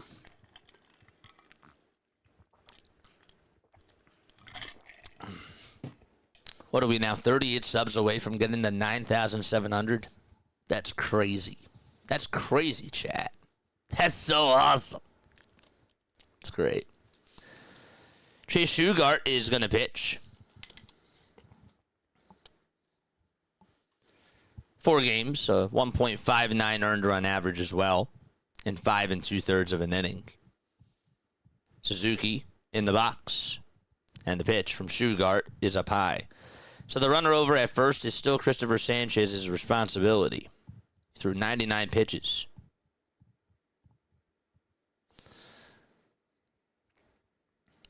One 0 pitch. Fly ball hit out over towards center field. It'll get down for a base hit. Crawford plays it on 2 bounces. And we have runners over at first and second.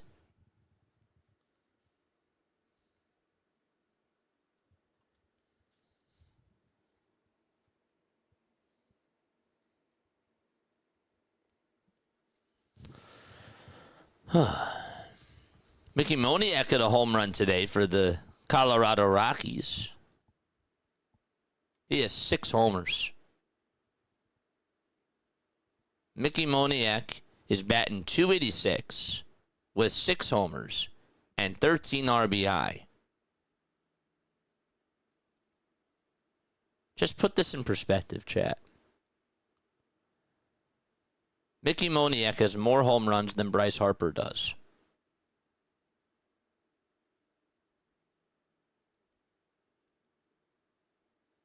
And he has more RBI than Bryce Harper does. I'm not telling you that Bryce Harper is a bad player. I'm just putting it in perspective. Pitch. That's going to hit him. And that's going to load the bases. That's going to hit Carson Kelly right on the hand. And the bases are now loaded.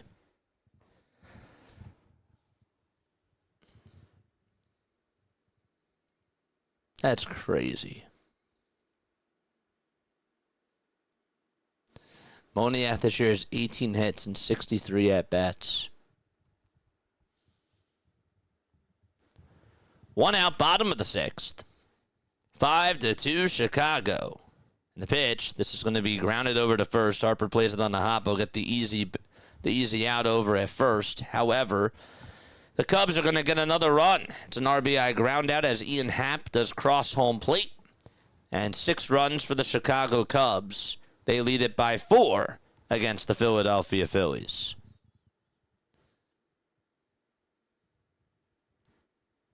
It almost took a weird bounce for Bryce Harper, but got to the ball. Was able to just take it to the bag. 2 runners in scoring position. The pitch is taken for a ball.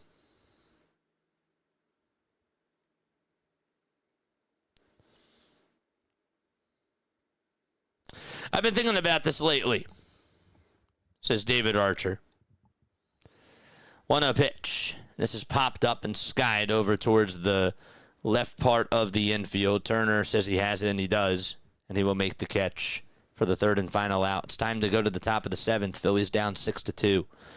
I've been thinking about this lately. He says, I was a huge fan of Bill Cosby growing up. To me, he was hilarious and the definition of a class act. That was the image I carried of him for years. Obviously, that isn't quite the same image I have today. On a better note, I also love Dr. J. That's a good one. I actually had the chance to meet him after a Sixers game at the Spectrum. Dude, that's so cool. Which is a memory I'll always lean on. Also, thank you for the help with changing my Yahoo ID. Shout out to David. Thanks so much for texting on in, man.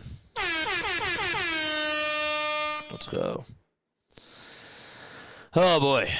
It's beautiful. Text on in. Any more idols you had growing up or celebrities that you enjoyed from your childhood or just from a young age?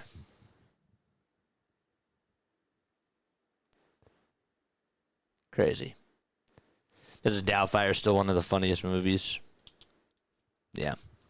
Shout out to Robin Williams. Jumanji. Hook. The baseball scene in Hook always cracks me up.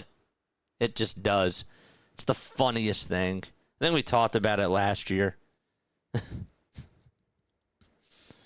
When they say he's stealing second and the pirate shoots the gun at the base runner. It's funny. Oh, man. YouTube is awful now. Wish we could go back. YouTube is awful. I think that it's all about perspective. You know? Maybe we have to change your algorithm. You know? Maybe there's other things that are out there that are good content for you. You know? I don't know. Pitch to Reyes. This is flied out over towards the left field corner. And there is out number 1. Yeah, of course there's always things out there that aren't so good. But then, you know, like you have communities like on here that are just unbelievable. And when you find your community That's like the best feeling in the entire world, in my opinion. One of the best. When you have a community of people that you surround yourself with, of people that you enjoy being around, like that's what this is for. You know? So, Hardcore said it a couple of weeks ago. This is a virtual bar. People come on here, they hang out. When the team's not doing well, they don't have to stay on. They can come and go whenever they please. You know? It is what it is. 1 ball, 1 strike. 1 out, top of the 7th, and the pitch is up high for a ball. I mean, you see some really good communities on here. Like, I know I bring her up a lot, but she's one of my idols on here, Maya Higa. I mean, like, look at what she's done for her nonprofit Alvea Sanctuary organization. Like, she's educating people. People love the animals, and the ambassadors are great, you know? The pitch to Marsh. There's a fly ball hit out over to deep left field. That ball is gone, and Brandon Marsh has 2 homers today.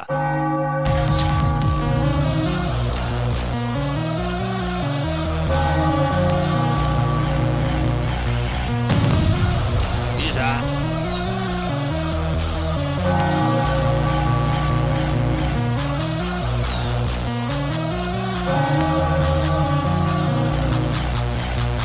Just got out of here.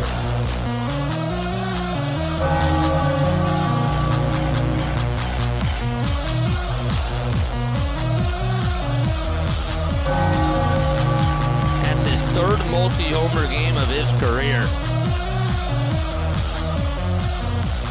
The ball is 1 strike. And this is Bryson Stott who was up to bat.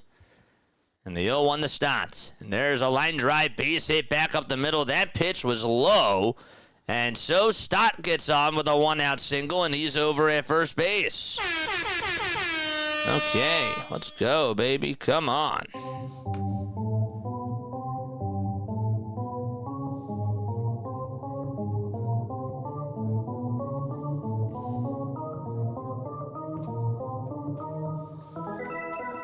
Charge!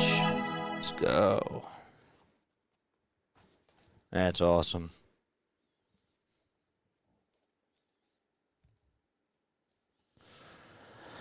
Huh. 1 ball, no strikes.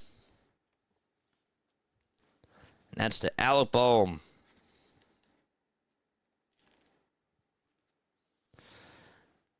The throw back over to first, and that is not in time to get Bryson Stott.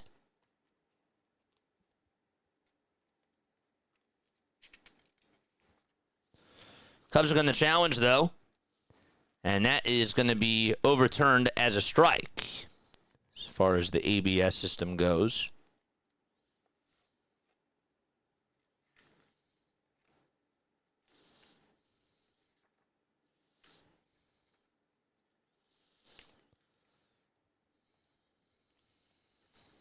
Two balls, 1 strike.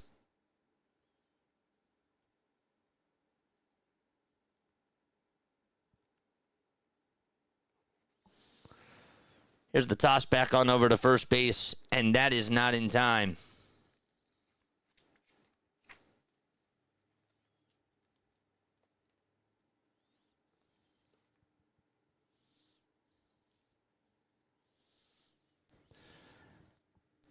The 2-1 to Bohm. There's a fly ball hit out over towards deep right field. That's going to go back towards the track. Suzuki almost caught it, and it dropped out of the glove as he was going on into the ivy. He had it, and then he just dropped the ball, and Bohm is over at second base. Stott's now over at third. That thing just kept blowing back towards the track, and Suzuki was going right on near the ivy. He had it, and then it just popped out of the glove. Could not hang on. They got nipped up a little bit over there.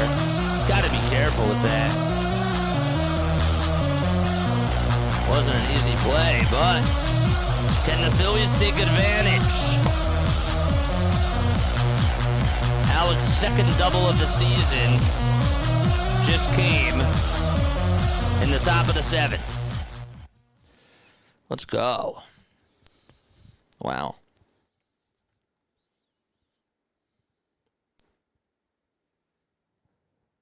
Wow.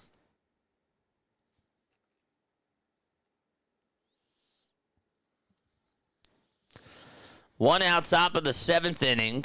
Cabrera with 78 pitches. Let's go. The tying run is up, and that's Justin Crawford. And Crawford takes a pitch that misses downstairs for ball 1.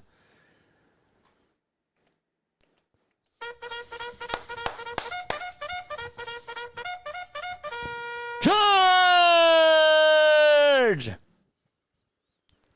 1 ball, no strikes. Cabrera comes set and fires. And a strike is called. It's a curve.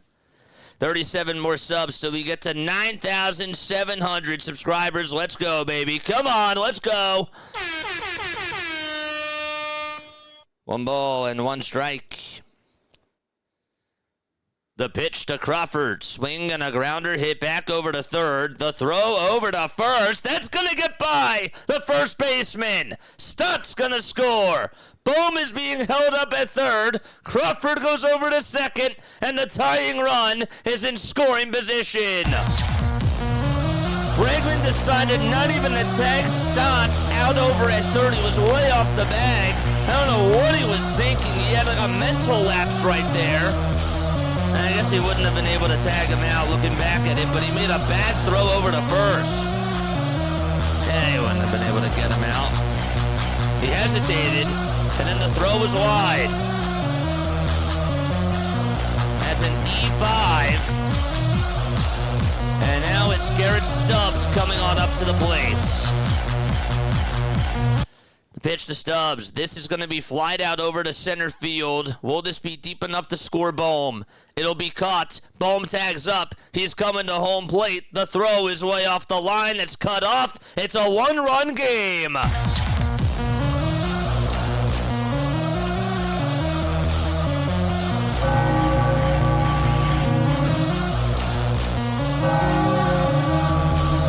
We'll take it.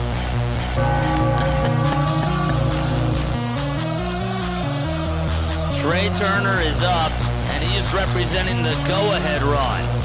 Cabrera is still pitching, by the way.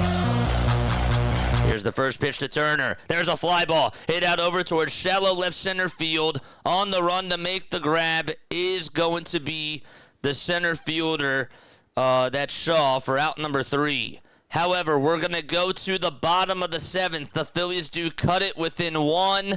Thanks to a home run by Brandon Marsh, a sacrifice fly as well by Garrett Stubbs, and an error by the third baseman, Alex Bregman.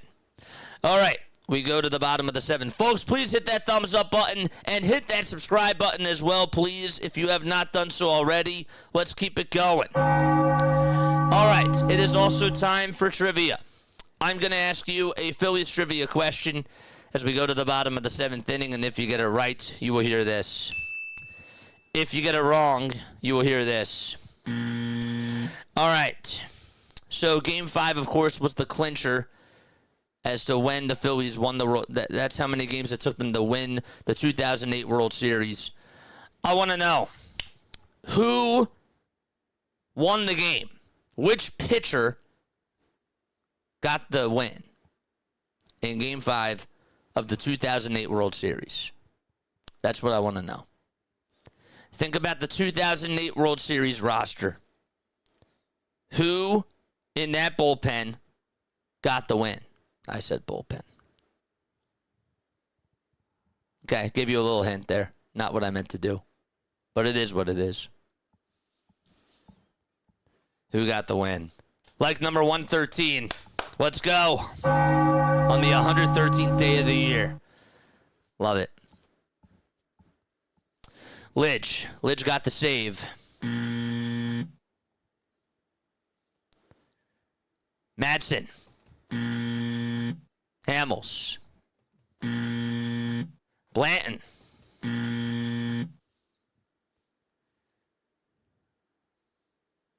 Doc. Nope. Think about that bullpen back in 2008.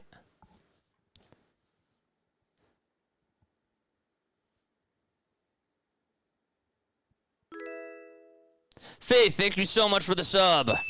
Here's Pete Crow Armstrong swinging a miss. Orion Kirkering is now going to pitch. JC.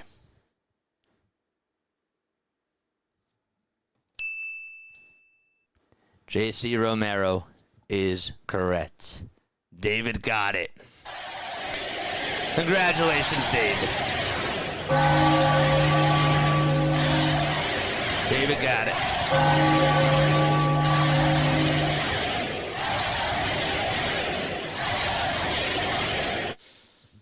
JC Romero got the win. Joe Blanton actually won Game 4. Romero won Game 3. And Game 1 was Cole Hamels. 1-2 pitch. Foul ball off the home plate umpire, Hunter Wendelstadt's mask, and that just came flying off. Ouch. That's scary.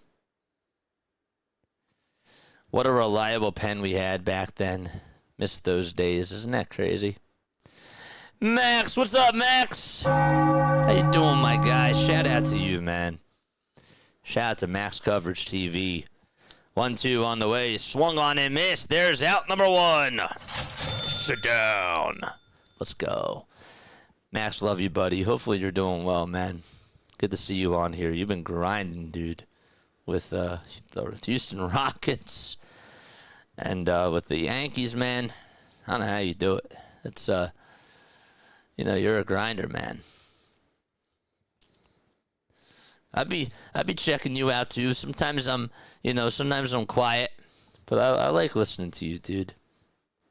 How was vacay? Dude, vacay was awesome.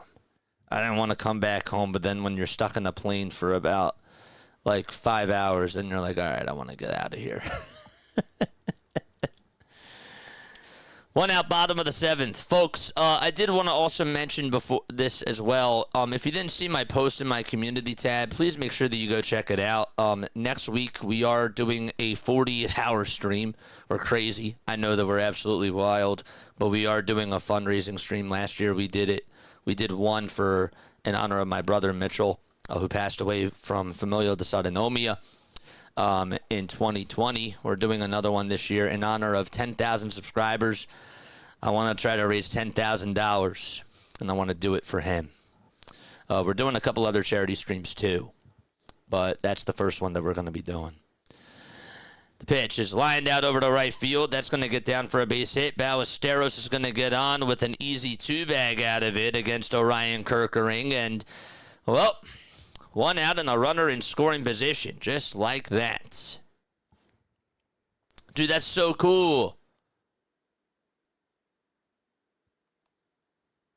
Going out there when? In August? Dude, that's awesome. I saw that you guys were taking the trip. Why is this not working? Ugh. Okay, that's fine. That's fine. 1 ball, 1 strike, and this is Nico Horner who's up to bat. You're going on a cruise. Damn. Yeah, we flew. We were there for 5 days. My cousin got married, and it was nice. It was really, really nice. He married a Bahamian. She's really nice. 2 balls, 1 strike. And time is going to be called right now by Garrett Stubbs, and there's going to be a conference on the hill here. Damn. Why is this? Give me 1 sec, chat. I don't know what the heck is going on with this. Okay, there we go. Now I can do it. That's better. Yeah. Okay, good. I didn't like seeing the ball count there.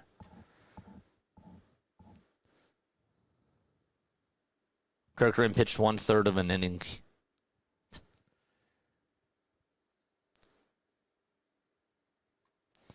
2 balls, 1 strike. The 2-1 pitch. That's in the dirt for ball 3. We are 36 subscribers away now from getting to the 9,700 marker. Sorry, I got a little bit distracted there. I don't know what the heck was going on. 3-1 pitch on the way. There's another fly ball hit out over towards shallow left field. It's going to slice over towards the line, and it is a foul ball. Thank goodness. I couldn't tell, and then I waited for the foul signal because I saw the umpire right there. That just was barely a foul ball. That corner is so tight. It's so tight over there. Dude, I'm so happy to see you on here, dude. It was so relaxing, man. I mean, touching sand is really what I needed to do. I don't care that I have sand flea bites on me. Got to go outside, and it's really important to do that. And I needed a little getaway. 3-2 pitch, and that's outside for ball 4. Speaking of outside, and there are 2 base runners on in the bottom of the 7th with 1 away. Oh, man. Tonight we got the Pirates taking on the Rangers. And, of course, we'll be watching the NFL Draft live, too. But that should be a fun one. The pitch is down and away for a ball. It's 1 ball and no strikes. But, yeah, I'm excited for our fundraising stream. 48 hours is going to be a lot. It's going to be a lot. But I really think that we can get there, man. And if we don't, it's going to be fun. Like, at the end of the day, it's going to be a lot of fun.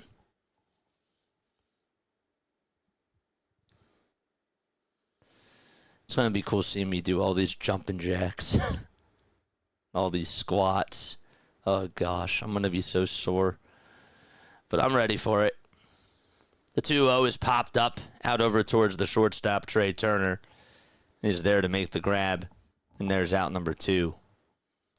Come on, get out of the jam here. Let's go. Hey, just an FYI, the other guy who was calling the game a few days ago was really great. Yeah, his name is BW. He covers the games for the Orioles. Does an awesome job. He's the bird watcher.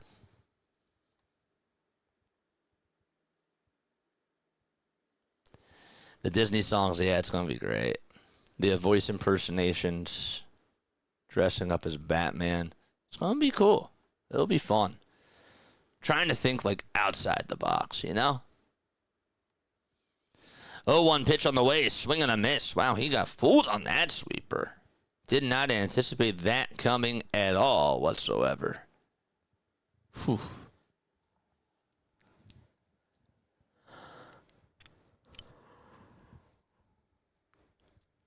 0-2 on the way. Popped up over towards the right side. Harper gets under it, makes the grab. We're going to go to the top of the 8th inning. The Phillies are down by 1. I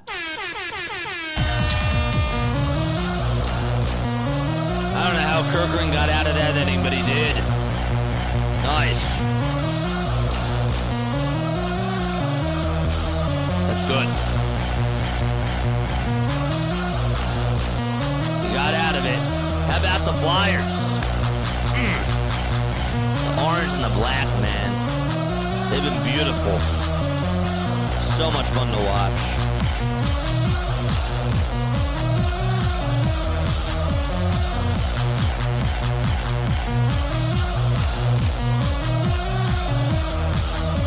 I said this last night, but it's really nice to see how Couturier is really just embracing being in that 4th line. You know, like, imagine you're the captain of the team, and you're not, like, with the frontliners anymore, and you just slide all the way down there, but you're making such impactful plays. Like, he's really embracing that role, it seems, and it's just beautiful. That's what a leader does. And I give him a lot of respect for that. That's not easy to do. Not easy at all. No spam in my chat. I'm just going to put that nicely, though. Please don't spam my chat.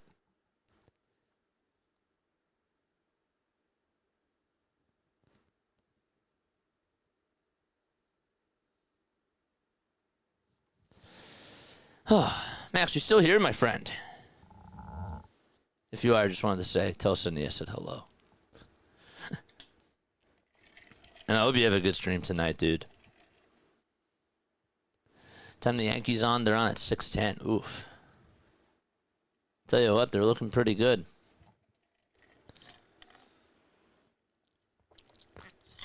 They've had some shaky games, but they played well against Boston last night. The pitch that's in there for a strike, nets to Kyle Schwarber. Can members give other people memberships? Absolutely. Gifted memberships. It's $2.99 per member, so you can do gifted memberships.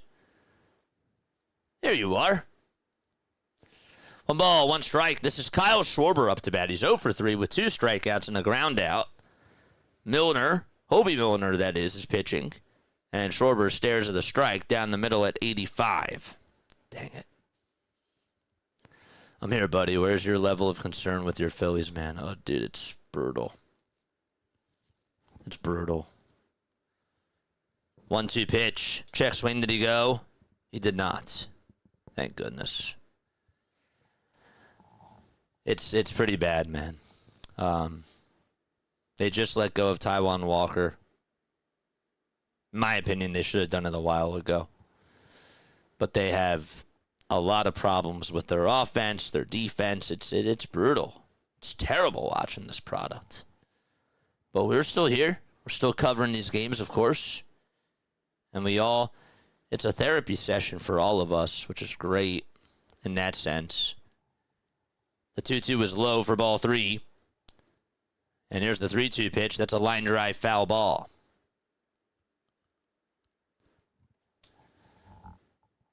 The worst part about it, though, is that, again, like when I'm reading that when I'm reading just a snippet of that quote about no left-handed pitchers in batting practice, or lefty pitchers in batting practice, it's just crazy. The pitch is popped up over towards the left side of the line, and it'll be caught in foul territory for out number 1. And Schwarber is down, and the Phillies are down to their final 5 outs. Frustrating day for Kyle. And now it's Bryce Harper's turn. Harper got on his last time up and swings and misses at the first pitch that he sees. Harper singled in the 4th. He popped out his last time. And the 0-1 delivery is down for a ball. I do want to know how you feel about your Yankees, though, man. You think another team's going to pick up Taijuan? Yeah, they'll find a way. They'll find a way to use him. 1-1. That's outside for ball 2. Bryce is 1 for 7 in his career against Hobie. 1 for 7. 2-1 to Harper. And he grounds that one foul towards the third base side.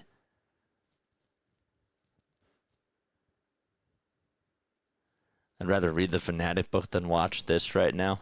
The Fanatic book? What's the Fanatic book? Oh, you'll have to send that to me. 2-2 pitch to Bryce. It's down for ball 3. Come on, gotta get on here. Let's go, Bryce. Let's go, Bryce. The 3-2 pitch to Harper. Foul ball. Got a piece of it. It was down the middle, but did have a little cut there. Milner gets set just above the belt. And the payoff pitch to Harper. Another foul ball.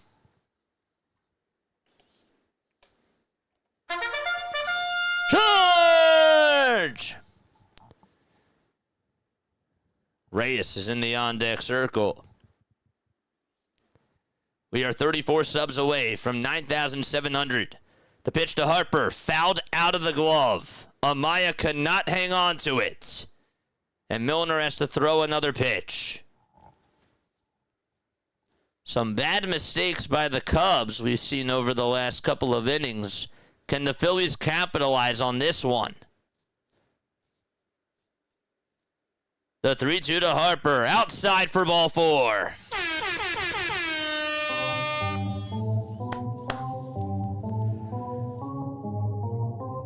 Wow. Couldn't believe he couldn't hang on to that. A 9-pitch at-bat to Bryson he got on. Charge! Let's go. So now it's Felix Reyes who comes on up to the plate. The tying run's at first. The pitch to Reyes. He chops it over to the shortstop. The throw over the second. There's one. The throw to first. Not in time. Reyes just beats it out. And it's just a fielder's choice. Harper is out at second. And it's time for Brandon Marsh to come on up to the plate.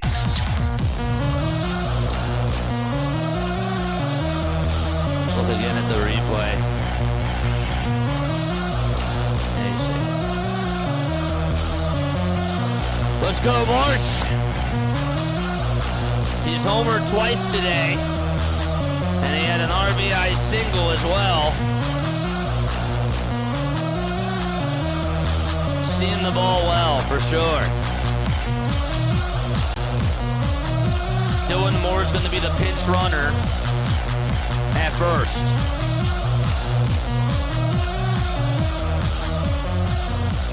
Pitch number 1 to Marsh, inside for ball 1. Let's go, Marsh. 2 outs, 1 ball, no strikes. The toss back over to first, not in time. He did get back in there safely.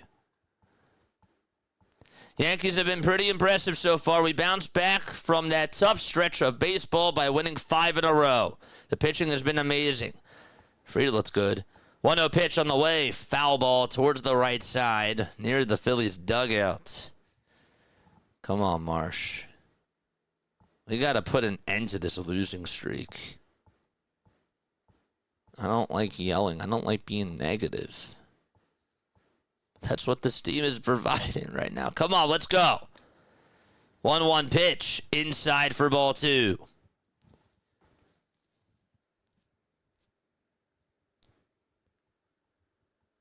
The tying run is 270 feet away from scoring.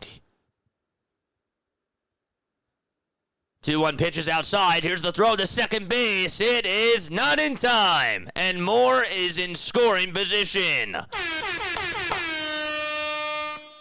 Craig Counsell, is he going to challenge this? He says, hold up a sec. Catcher's going to throw the ball back. I guess that they said play on.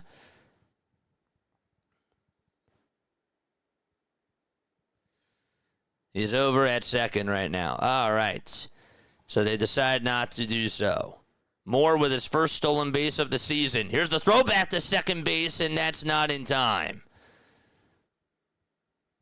Swanson was playing off the bag for a second, and then Moore had to just dive back in there, and he got his hand there. Be careful.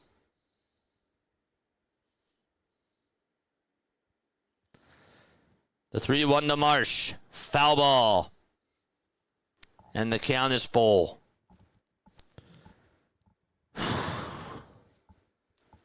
Hang on, chat. Hang on. 3 balls, 2 strikes. The payoff pitch. Another foul ball by Marsh towards the right side.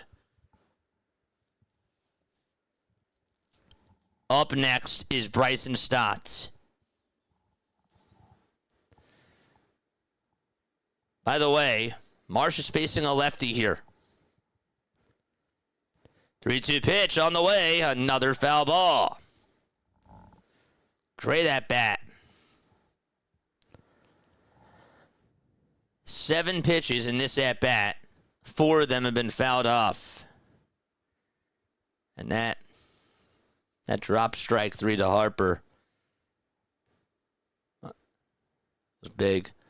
3-2 pitch. That's just outside for ball 4, and Marsh is over at first base.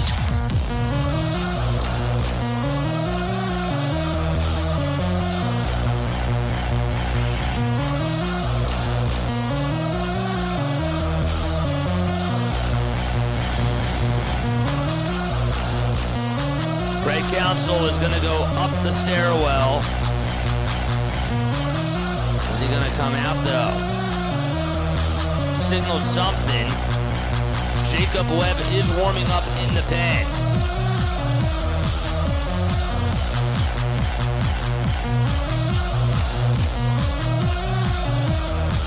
And so Craig Counsell is going to make a move, and that's going to be it for Milner. All right. Edmundo Sosa's going to pinch hit. Let's go. Let's go. They had Sosa in the on-deck circle, and Counsell's like, yep, we're not going to take our chances here. So, let's try to get somebody else out there. How we feeling, chat? What's going on? How we feeling?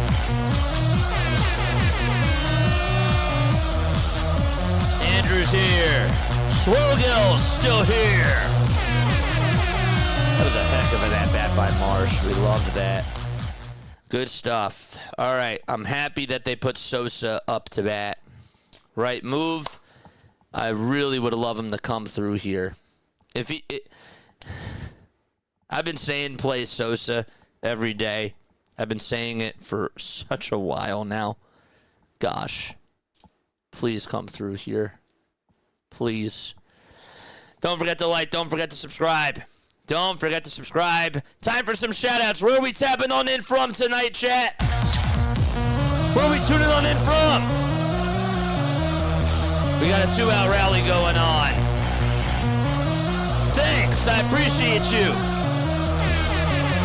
I appreciate you. Faith, once again, thank you for the sub. And the Cubs hold them. Oh, man. May the best team win. Do the Sixers play tonight? No, they're not on tonight. Texas, Andrew. Shout out to Texas.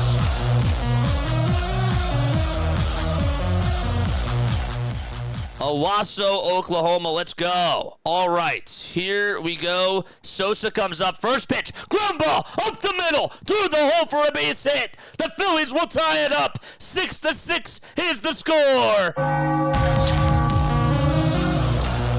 That'll put runners at the corners. Sosa with a pinch hit RBI single. It's a brand new ball game.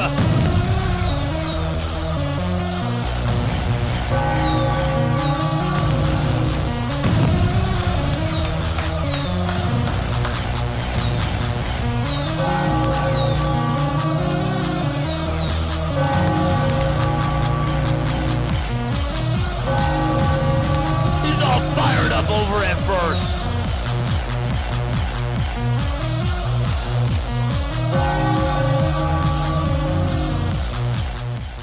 Here's the pitch to Bowman. That's taken a little bit high for ball one. 1 ball, no strikes. Dude, that drop strike 3. That drop strike 3 really came back to bite them. 1-0 pitch to Bohm. It's inside and high. The throw over to second, and it's not in time. It was actually a little bit of a throw fake over to second because Sosa provided pressure, and so he's in scoring position now. So now there's 2 runners in scoring position, 2 outs, top of the 8th inning. We're tied up at 6 apiece. The 2-0 pitch, that's low for ball 3. Oh, man. Wow. This is why you play Sosa. 3 balls, no strikes. Crawford's up next. 3-0 on the way. That is outside, and the bases are loaded again for Philadelphia.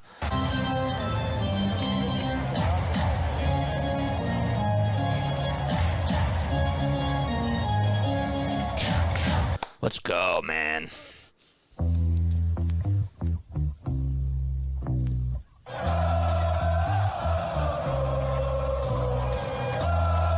Phillies were down 6-2, and they've come back and tied it up 6-6.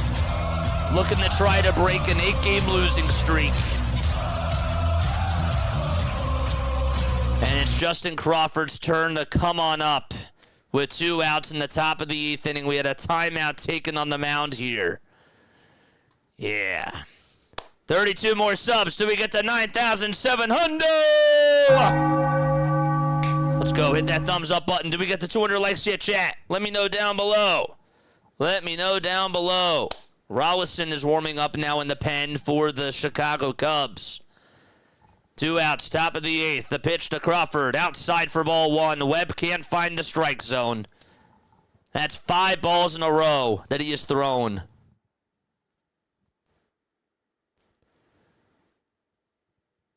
The 1-0 pitch to Crawford. It's down low for ball 2.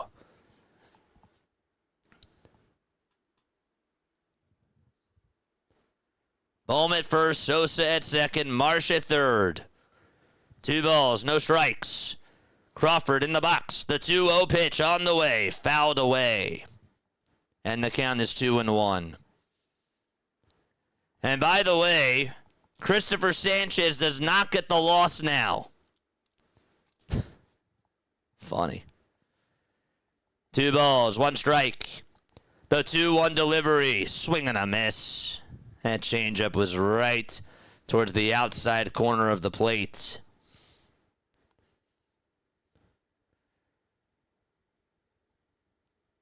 Marsh at third, Sosa at second, Bohm at first, the 2-2 pitch, and that is just fouled. Crawford barely got a piece of the changeup. It hit the back of the plate and then just rolled foul. Gosh. Saved an L for Sanchez. I was just thinking the same exact thing.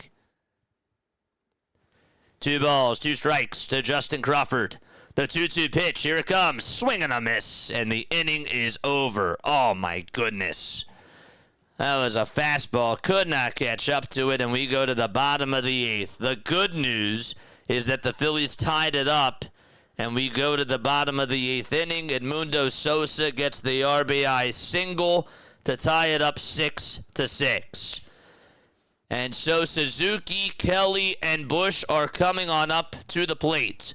Folks, once again, my name is Jason Joseph. This is Play-by-Play with JJ.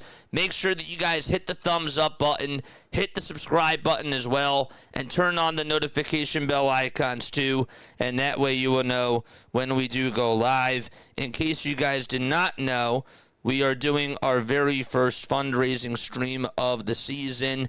We did one last year, and this is actually the same one that we were doing from last year. So definitely make sure that you check out this post. It has more information about it. I posted it on my community today, or early. It was actually like late last night, early this morning.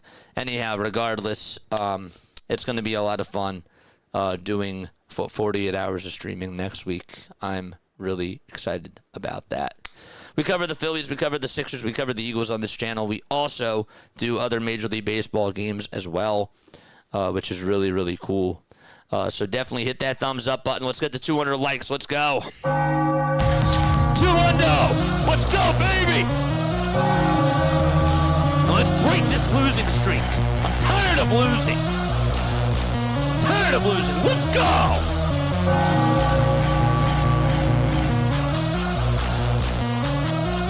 I can't stand this losing streak, man. Finish the job. Get the job done. We got 390 people watching. 149 of you have hit the thumbs up button. Get out of the shadows. Come on.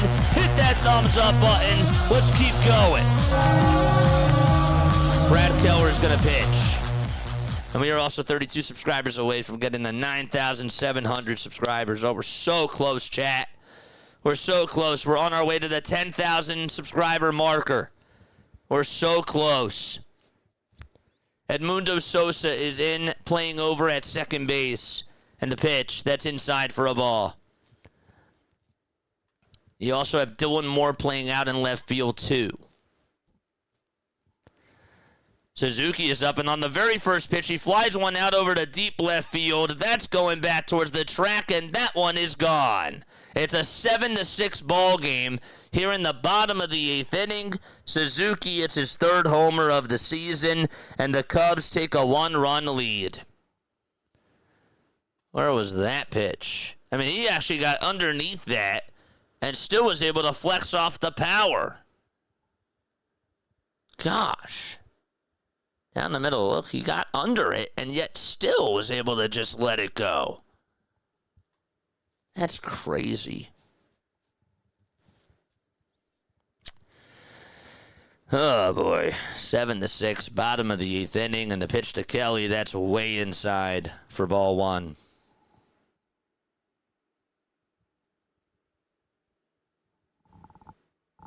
That went 393 feet. 1-0. Popped up over towards the first base side. Harper says that he has it, and he will make the grab for out number 1.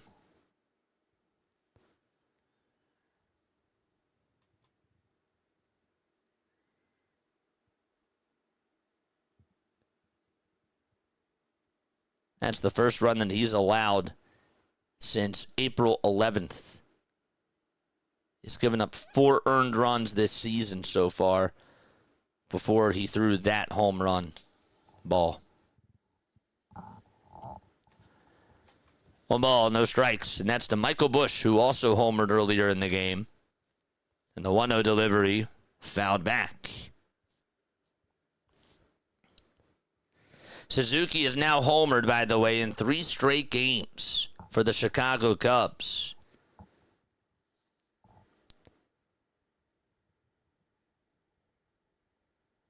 The 1-1, that's outside and high.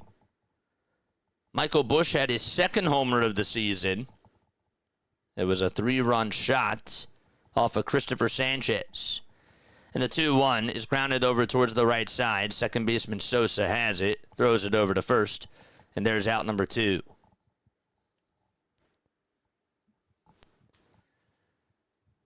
When the Phillies come on up for the top of the 9th inning,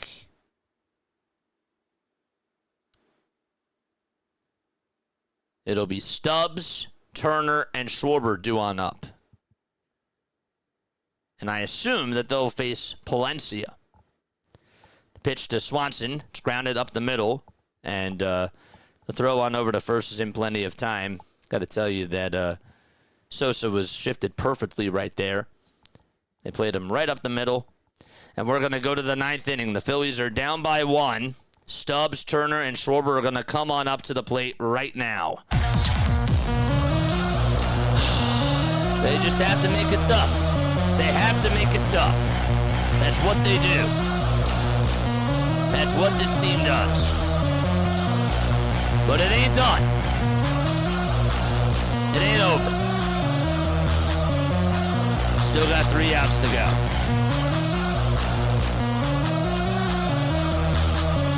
Let's go. Oh, man. 27 more subs. Let's go. JJ, you should yell more. It's cool. Thanks, man.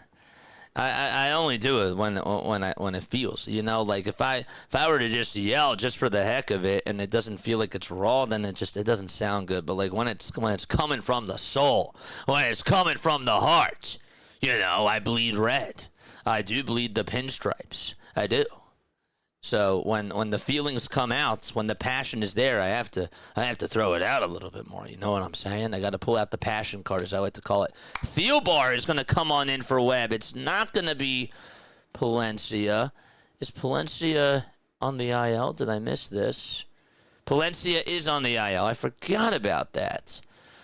Well, yeah, that's right. He was placed in the IL 2 days ago. He has a lat strain. I forgot. My mistake. So it'll be Caleb Thielbar, who has a 2.08 ERA. And, well, the Phillies are going to have Stubbs against him to lead it off in the top of the 9th inning.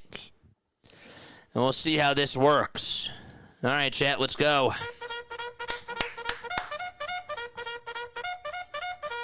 Charge!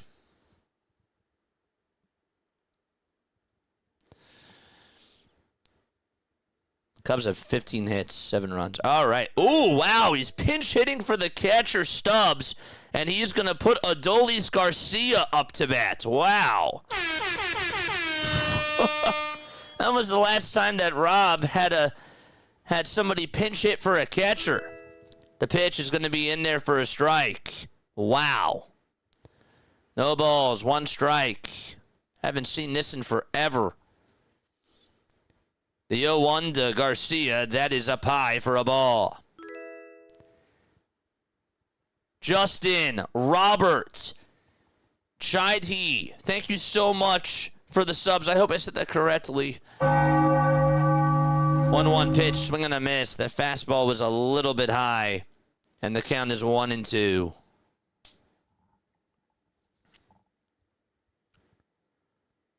Garcia as a pinch hitter is 4 for 18. He's going to call for time.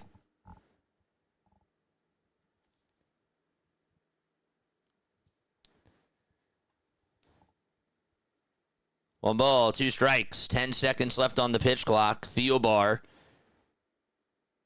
kicks, fires. Garcia is going to fly this one foul towards the right side. And out of play it goes. 25 more subs! Let's get to 200 likes, chat. We have 417 people rocking with us. Let's reach the 200 marker. The 1-2 pitch to Garcia. Lays it off. That was a good curveball, and he was disciplined there.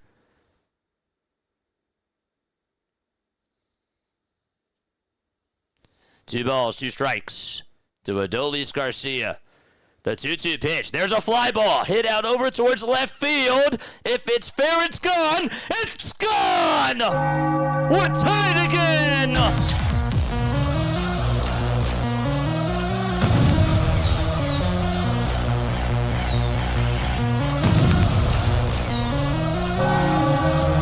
He was looking up. He knew it was going to travel. And the Phillies have tied it back again in the 9th inning.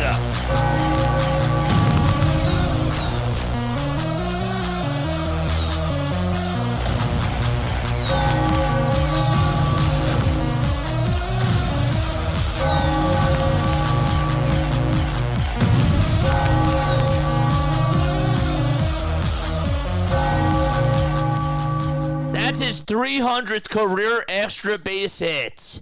1 ball, no strikes to Turner. And the next pitch is down for ball 2. Rob Thompson with 2 pinch hitters. Edmundo Sosa ties the game in a pinch hit scenario. And Adolis Garcia just retied the game as he came in the pinch hit for Stubbs. The 2-0, and that is going to be on the outside corner for a called strike. It's 2-1 to Trey Turner. Let's go. Come on, baby.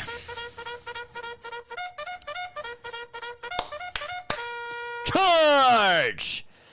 Now, there was a little bit of an awkward landing that Theobar had when he was throwing that pitch, and they called for time. I think that he sort of slid when he was in his windup there. Lost his balance. Yeah, something didn't feel right. Did he tweak something? Oh, no. And he is going to come on out of the game. Wow. Theobar is going to come on out of the game, and that sucks because this Chicago Cubs bullpen has dealt with a lot of injuries, and there's another one that they have to monitor. Phil Maton's hurt. Hunter Harvey is hurt. Daniel Palencia is hurt, and now Caleb Theobar. And they're going to have to make a pitching change. And also, don't forget, Ethan Roberts is hurt for them, too. Wow. Oh, boy. That's too bad. 7-7 in the top of the 9th inning. Phillies were down 6-2. Then they tied it up in the 8th inning on an RBI pinch hit single by Edmundo Sosa. And then Brad Keller gave up a solo home run to Seiya Suzuki. And in the top of the 9th inning, Caleb Theobar had one job, and that was to shut the door. And Adolis Garcia hit an absolute moonshot out to left field. Crazy. Wow. All right, 23 more subs till we get to 9,700. Let's go. Let's go, baby.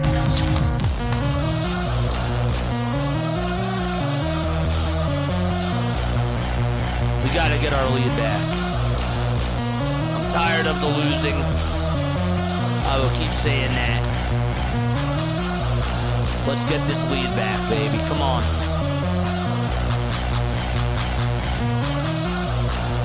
No spamming in my chat.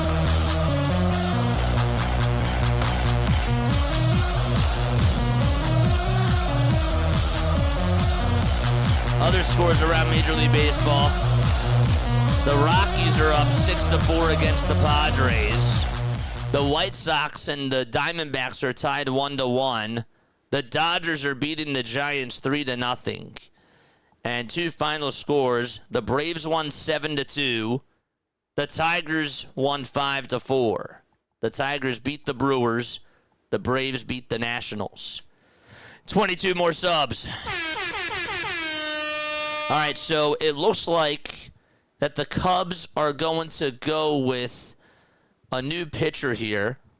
And this is going to be Riley Martin, who is going to pitch.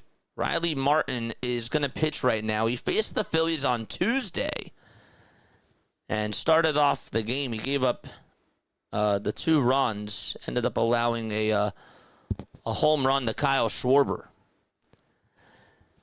And so Trey Turner will get to continue his at-bat. Remember, Caleb Theobar just came on out of the game.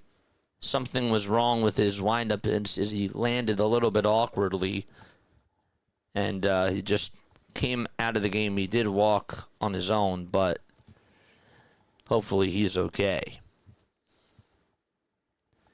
So we're still in the top of the 9th. Garcia tied it up on one swing of the bat. After the Phillies were down 6-2, they've gone on a 5-1 run. Looking to end an 8-game losing streak. 21 more subs. Let's go. Trindell, thank you so much for the sub. Let's get those likes up. How we doing on the likes, chat? How are we doing on those likes? I see 149, but obviously that is not updated just yet. It's 2 balls and 1 strike to Trey Turner. We got 462 of you guys watching. The 2-1 pitch. Foul ball. Trey Turner today 0 for 4.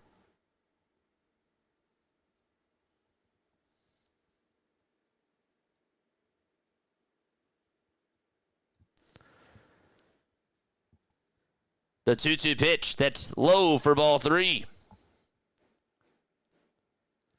Let's go. Let's get to 200. Let's get 200 thumbs ups, baby. 3-2 pitch to Turner. That's a called strike 3. Turner's going to challenge this. He will challenge it.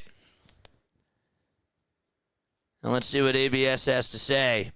That's a ball. And Turner gets on with a walk. Let's go.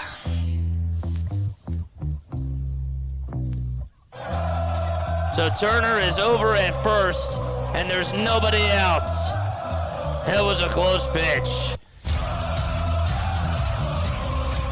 I think Pitch Tracks called that a strike, too. But ABS said nope. If the pitch to Schwarber, and on the very first one, he pops it up right behind home plate, it'll be a foul ball. Out of play it goes.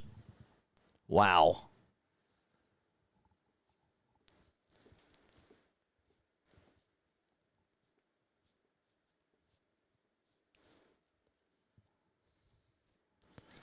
The ball is 1 strike. Somebody unsub because I'm being biased towards the Phillies. I covered the Phillies. What do you want me to do? The 0-1, foul ball.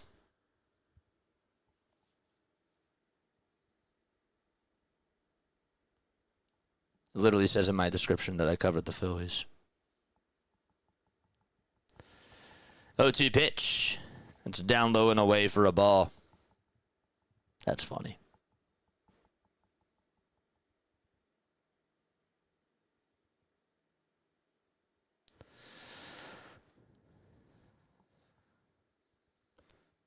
One-two delivery. That misses down and away for ball 2.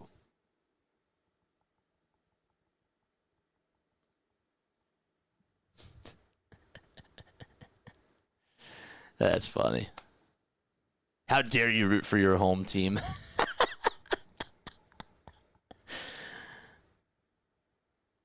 Here's the toss over to first, and Trey Turner is safe. Oh, he was way off there.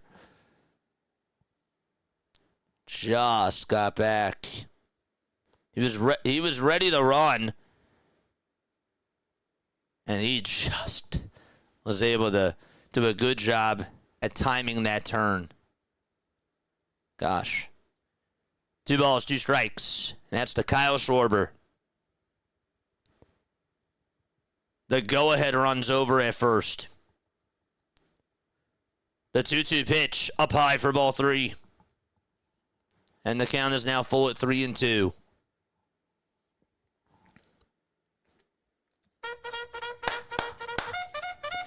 We'll keep rooting. Charge! 3-2 pitch to Schwarber. Another foul ball.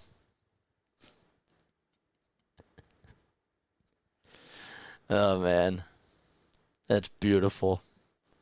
Fishing Franco, thank you so much, man. This game is on drugs. I did not even think it would turn out to be this way, but let's go. Schwarber last year at 23 homers against left-handed pitching. 3-2 to Kyle. Another foul ball over towards the left side. They don't show where it is. I assume that it's going to be a souvenir, and it is. Turner was going on the pitch, too. 20 more subs. Keep hitting that thumbs up button, too. We got 498 people tuning on in. Hit that thumbs up button. Let's go. The 3-2 to Kyle Schwarber. Outside for ball 4. And there's still nobody out, by the way. There's still nobody out. Back-to-back walks for the Phillies. And another timeout taken. It's been a long top of the 9th inning so far.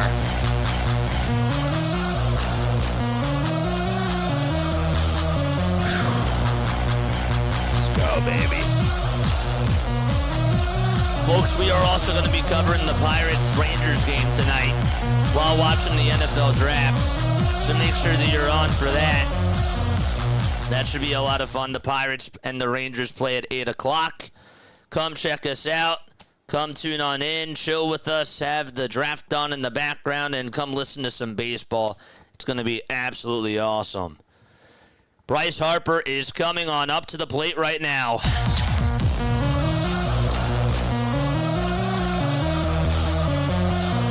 Oh, man.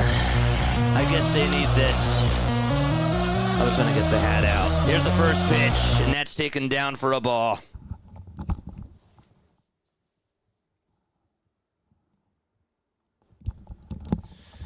They got me putting on the hat, baby. The 1-0 pitch, swing and a miss. I have to put it on now. Gosh, this team. 1 ball, 1 strike to Harper. The pitch on the way. Foul ball right behind home plate, and the count is now 1-2.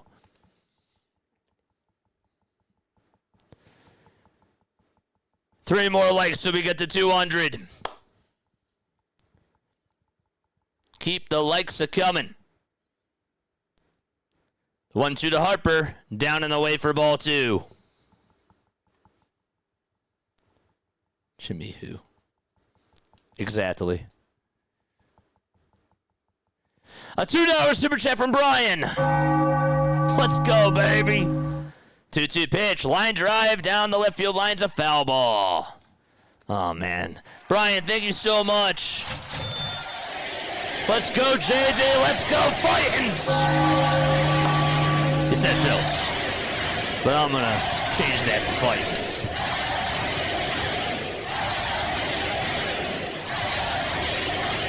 Shout out to you, my guy. 2 balls, 2 strikes. Nobody out, 2 runners on.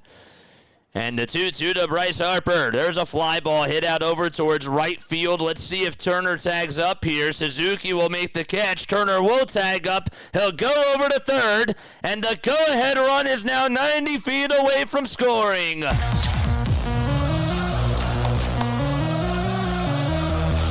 He got underneath the pitch.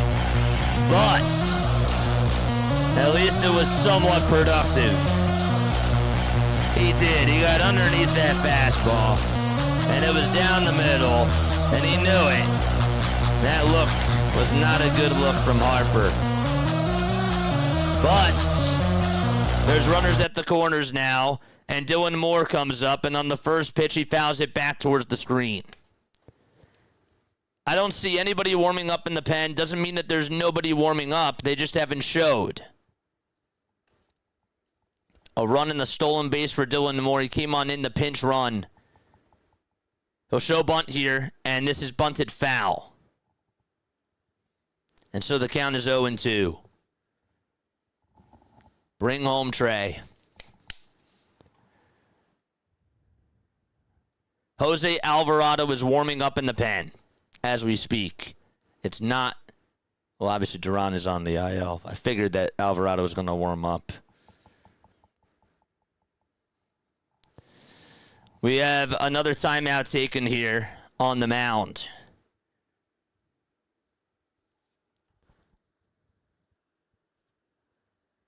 This has been a very long 9th inning. Runners over at first and third with 1 out.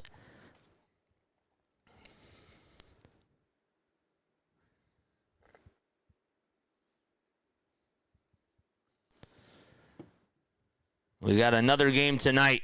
Come check us out for that.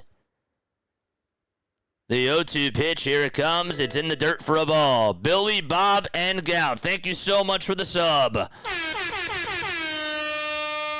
All right, let's go. 3 more likes till we get to 200. We got 621 of you in the chat. Oh, we just got to 200. Let's go. Thank you so much. Let's go, baby. The 1-2 pitch, here it comes. It's popped up. It's a foul ball, and it'll go out of play. There's a Flyers fan in the first row sitting right next to a Cubs fan. It's cool.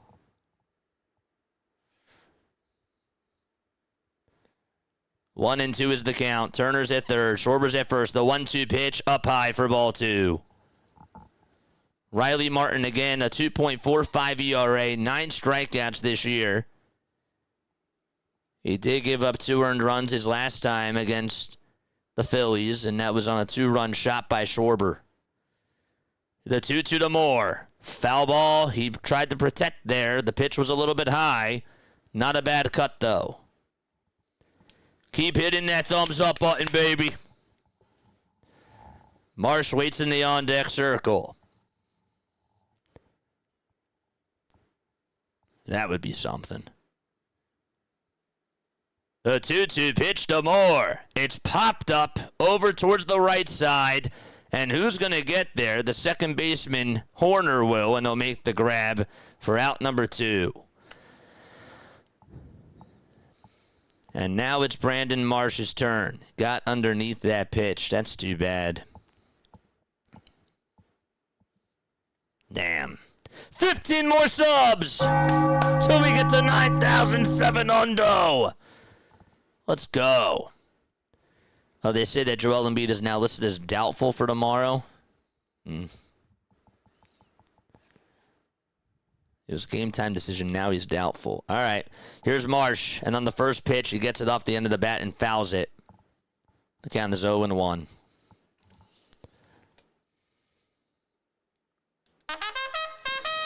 Charge!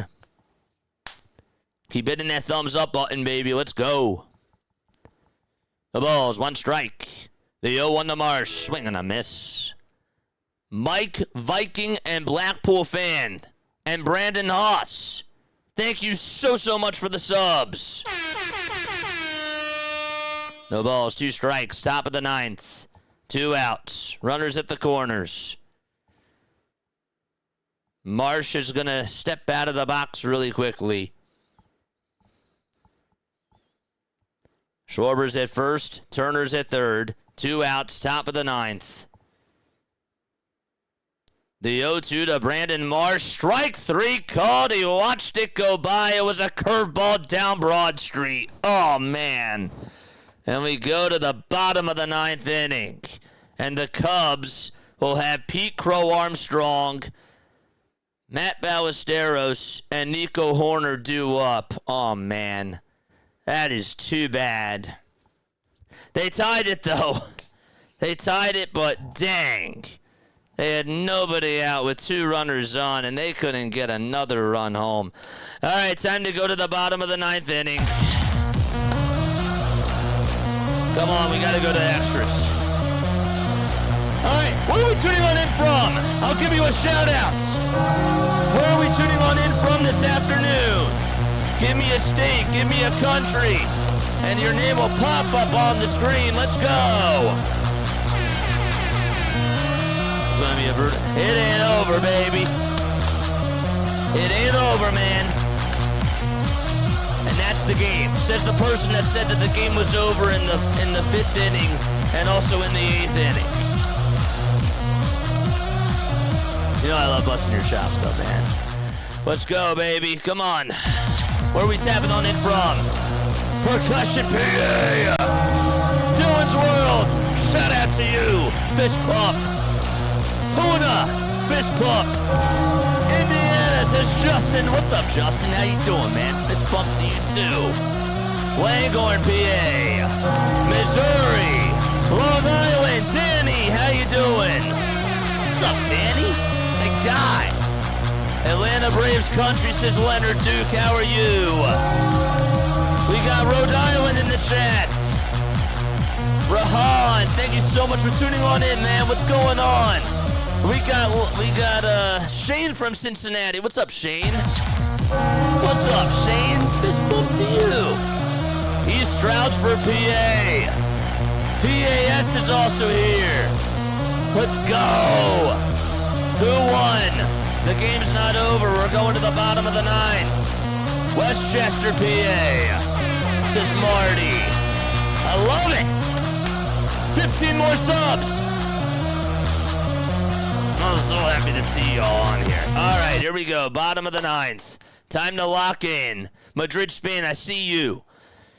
Pete Crow Armstrong is up, and on the first pitch, he shows bunt. It was inside, but he attempted that anyways. I don't know what that was. But the count is 0-1. Pete did not start today, but he struck out in the 7th. The ball's 1 strike. Alvarado kicks, steals. The next pitch is way inside for ball 1.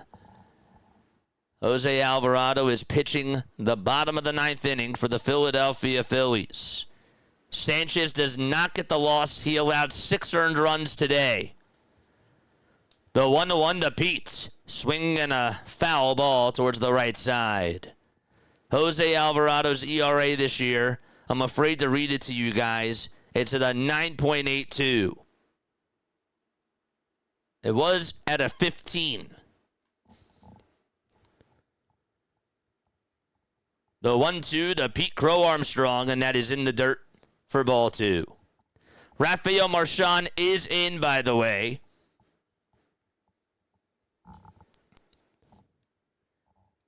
Adolis Garcia had a pinch hit solo homer.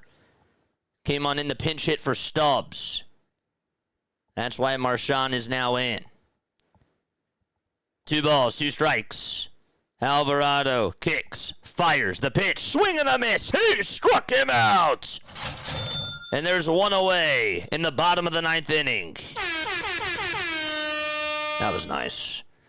Decided to play with a pitch there and got Pete to chase after it. That was a nasty pitch. That looked really good. He went hacking at that. 5 pitches and 1 out in the bottom of the 9th. And here comes Ballesteros. And Ballesteros grounds this one down the third base line. That's a fair ball, and that's going to go all the way towards the corner. Ballesteros is going to fly on over to second base, and he gets on with a 1-out double. He's in scoring position. Got it off the end of the bat. This guy is really good. Moises Ballesteros. Gosh. And Scott Kingery is going to pinch run. Not a surprise there. Kingery is now at second base. And Nico Horner, it's now his turn to come on up to the plate. Can the Phillies send this to extras? The pitch. Fastball down the middle. All the way taken for strike 1. Wow. He was like, here's the pitch. The ball is 1 strike. 13 more subs. 0-1 is the count. Alvarado kicks, fires, and that's in the dirt. Almost got away from Rafael Marchand. Mr. Happy is here. Collegeville, PA. Douglas tuning on in from Reading. Let's go. Love that. Shout out to you guys. Fist pumps to y'all. 1 ball, 1 strike. And the pitch. Here it comes. High bouncer. Hit over to shortstop Turner. He has it. Throws it over to first. There's out number 2. So Kingery does go on over to third base. There's 2 outs, though, in the bottom of the 9th inning. Phillies are going to try to send this to extras. It's getting tight. Cardiac, man. And it's Alex Bregman coming on up.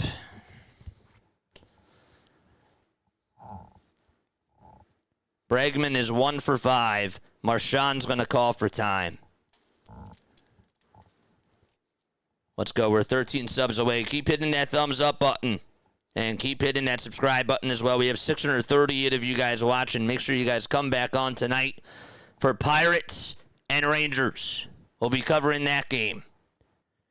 We'll also watch the NFL draft, too, as we call it.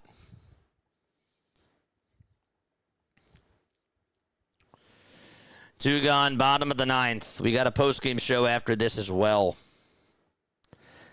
They intentionally walked Bregman. And instead will take their chances on Ian Happ. I don't know if I like that.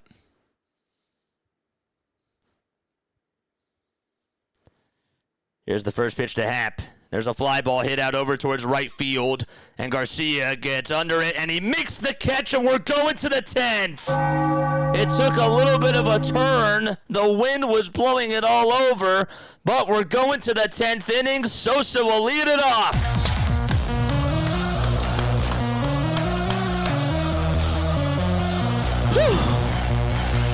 Oh, man.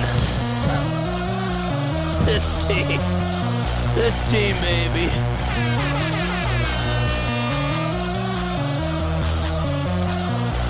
Oh, my gosh. I cannot believe he got out of that. Wow. Oh, let's go. Oh. Let's break it, man. Come on, we gotta break the ice. We gotta break the ice, baby. 11 more subs. Let's go. Oh, man. Oh, boy. I like our chances now because this Cubs bullpen is absolutely depleted. We gotta take advantage, though. This inning, they got to get 2 runs. They can't just get 1. They got to get 2. At the very least. Gotta get 2. I'm not settling for 1. Izzy, what's going on? I can't believe that they got out of it. Let's go. 5:11 p.m. Eastern Time. Folks, my name is Jason Joseph. This is Play-by-Play with JJ. If you are new to my channel, hit the thumbs up button. Hit that subscribe button as well. 224 of you have hit the thumbs up button. 440 of you have not done that yet. We're also 11 subscribers away from getting to 9,700 as we continue to be on the road to 10,000 subs. Javier Assad is now going to come on in the pitch. 3 games, a 1-1 record, a 5.74 ERA. Brandon Marsh is the ghost runner. He's over at second. And Edmundo Sosa, who tied it up in the 8th inning, is coming up to bat for his second time today. First pitch, down the middle for strike 1. He also had a stolen base as well. The ball is 1 strike to Edmundo Sosa. The 0-1 pitch. There's a little blooper out over towards the right side. It's going to be caught, though, by Horner. The throw back to second is not in time. He broke his bat, too, and Horner did an excellent job getting over to that baseball to make that catch. 1 away, top of the 10th. Dang it. Down the middle, too. Little inside-out swing. That wasn't terrible, but would have loved the result there. The pitch to Bohm. There's a line drive. Played on a bounce, and the throw over to first is in time. That was scorched right on over to the second baseman, Horner. Hit sharply just right at him. And Brandon Marsh does go on over to third, but there's 2 outs on 3 pitches. Just like that, man. Oh, boy. Now they gotta get a hit here. Tanner Banks is warming up in the pen.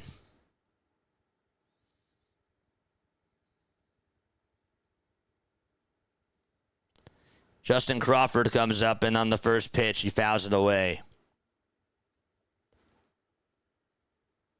Crawford's 0 for 4. He reached on an error back in the 7th.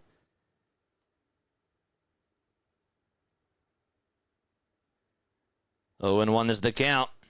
The pitch. Just inside for ball 1.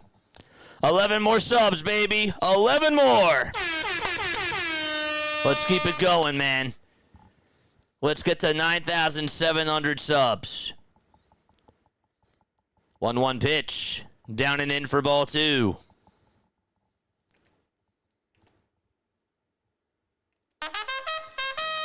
Charge!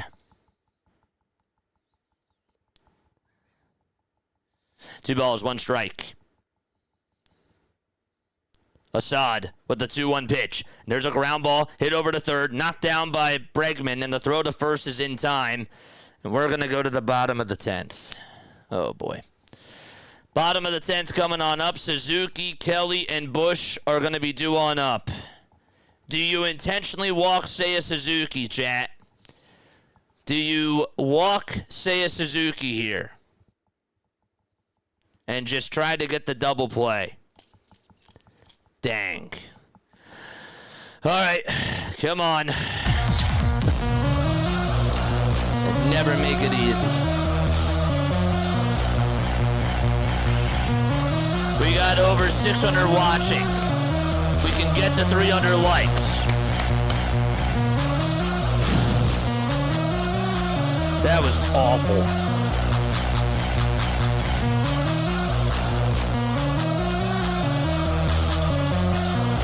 That was awful. Oh, man.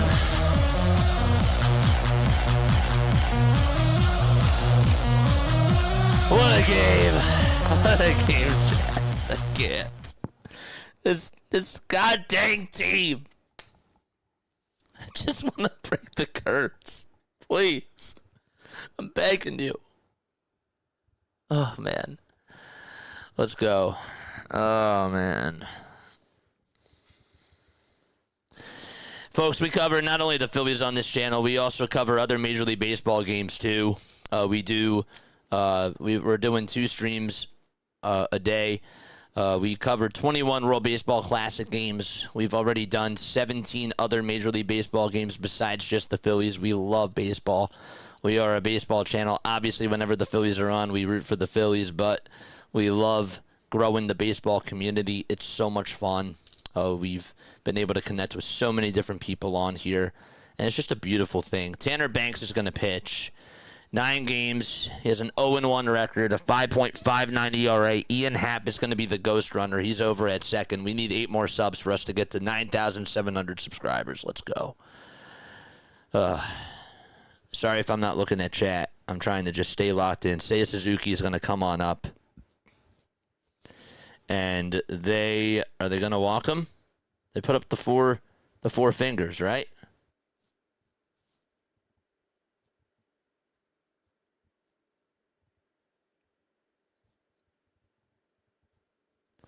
There's Hunter Wendell's stat.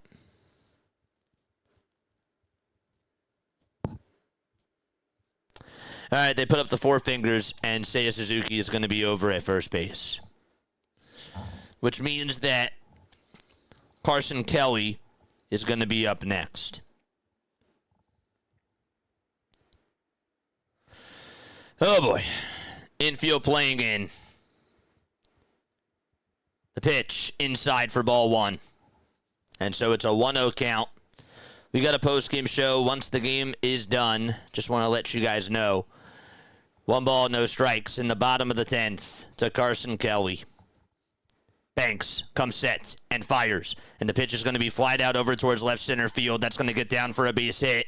And the throw is going to be made over to the plate, but the runners are going to stop at each base. So that's going to put runners at every single base in the bottom of the 10th. Sorry about that Bosch call there. I didn't know if they were going to just send him all the way home. They did not. Bases are now loaded with nobody out in the bottom of the 10th.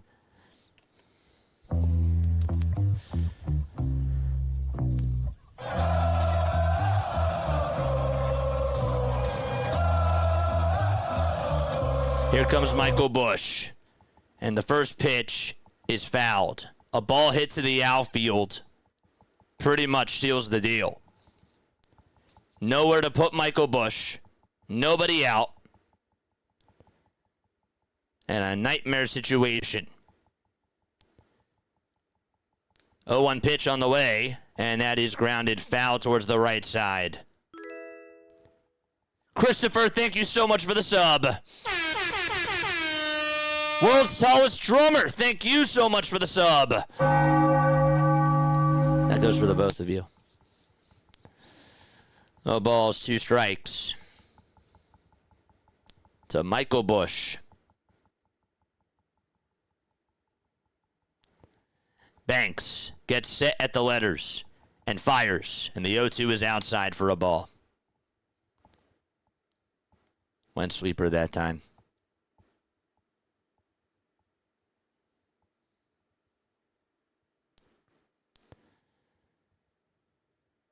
Infield playing in. The 1-2 pitch on the way. It's down for ball 2.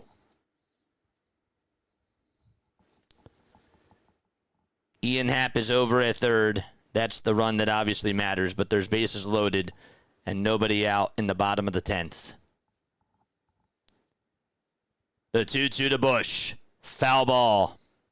Just got on top of that sinker.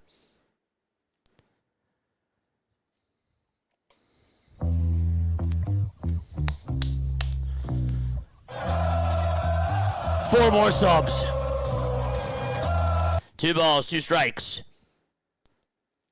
Banks, kicks, fires. Strike 3 called. There's 1 gone. But Busch is going to challenge.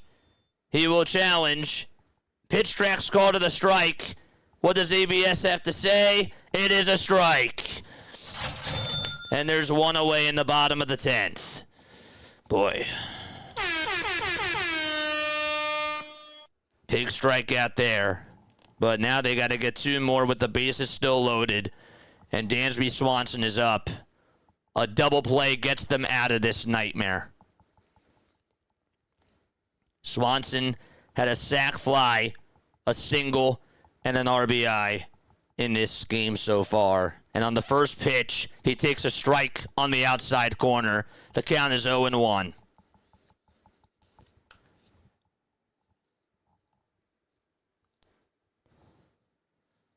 They're playing him the pull. First base line is wide open. 0-1 pitch, swing and a miss. Fastball down the middle at 94.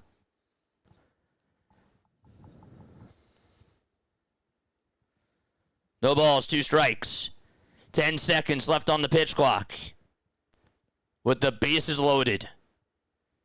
Banks gets set at the letters. And kicks, fires. The pitch is going to be lined out over to right center field. And that is going to do it as it goes all the way towards the ivy. And the Cubs beat the Phillies 8-7. And Dansby Swanson is the walk-off hero. And the losing streak continues for the Phillies. They've now lost 9 in a row. 9 in a row. And the Cubs do damage against the Philadelphia Phillies. The Phillies were down 6-2. They tied it back 6-6. Then they were down 7-6. And Adolis Garcia tied it up in the top of the 9th inning. And they lose by a score of 8-7 in extras against the Chicago Cubs. And Dansby Swanson, the former Brave, who's certainly faced the Phillies a lot of times, adds on to his resume. And that is the final score. Oh, what a heartbreaker for the Philadelphia Phillies. Banks gets charged with the loss. And obviously getting the win for the Chicago Cubs is Javier Assad. Oh, boy. Wow. Unbelievable. Folks, first and foremost, if you're going to head on out, thank you so much for tuning on in.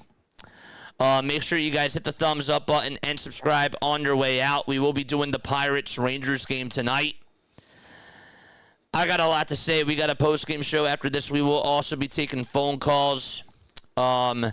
This is just awful, man. Like, just when you thought that it couldn't get any worse, it's just this was just a heartbreaker, man. This was an absolute heartbreaker. I could see there was one game that I'll never forget when the Boston Celtics played against the Philadelphia 76ers, and it was like Brett Brown was getting out-coached by Brad Stevens. And the one game that they lost in the bubble, which they almost had and they almost won, you could see him throwing the clipboard down. This is like one of those games where I bet you that Rob Thompson's like throwing the clipboard down because he was like, dang, we were that close. Just crazy. Unbelievable. Christopher Sanchez doesn't even get the loss today. Gave up 6 earned runs in 5 1/3 of an inning. Also gave up 12 hits, 4 strikeouts. I'm not even telling you that the Phillies deserve to win this game because they honestly didn't, in my opinion. And the reason why is this. Because I'm watching guys on defense in the infield like Trey Turner bobble a ground ball. I'm watching Alec Boehm not knowing how to field a one-hopper that's hit over to the third base line, and it just slips off the tip of his glove. And I'm seeing these bad defensive plays, and then I'm watching the top 4 hitters today go a combined 1 for 12.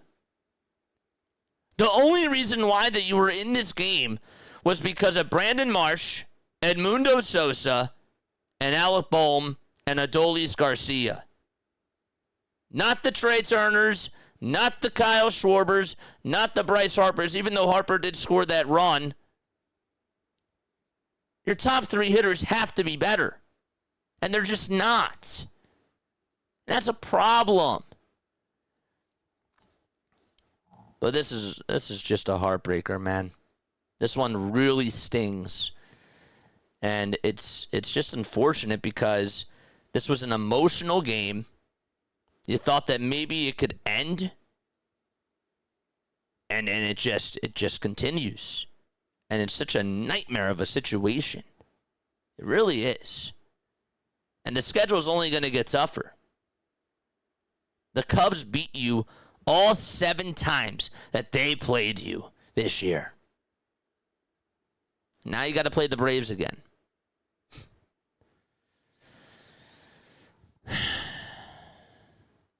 Brian, thank you so much for the sub. Papa Gamer Goat, thank you so much for the follow. Christopher Balderston, thank you so much for the sub. I really appreciate you guys, man. You guys are the absolute best. When we come back, I have a couple of questions for you guys, and I want you to be honest with me when you answer them. I have 2 questions that I'd like to ask you, and I think that you're going to want to stay on and know what those questions are. Because I'm taking a different direction here. I'm not going in the direction that you guys think that I'm going to go into when we talk about the Phillies. We're going to go into another direction. So you got to stay tuned. You got to be locked in. And also, by the way, calling into the show, 610-314-0844. That's how you dial on into the postgame show. I will see you all in literally 5 minutes. All right? Give me 5 minutes, and I will see you back on here. Where are we? There we go. All right. See you soon.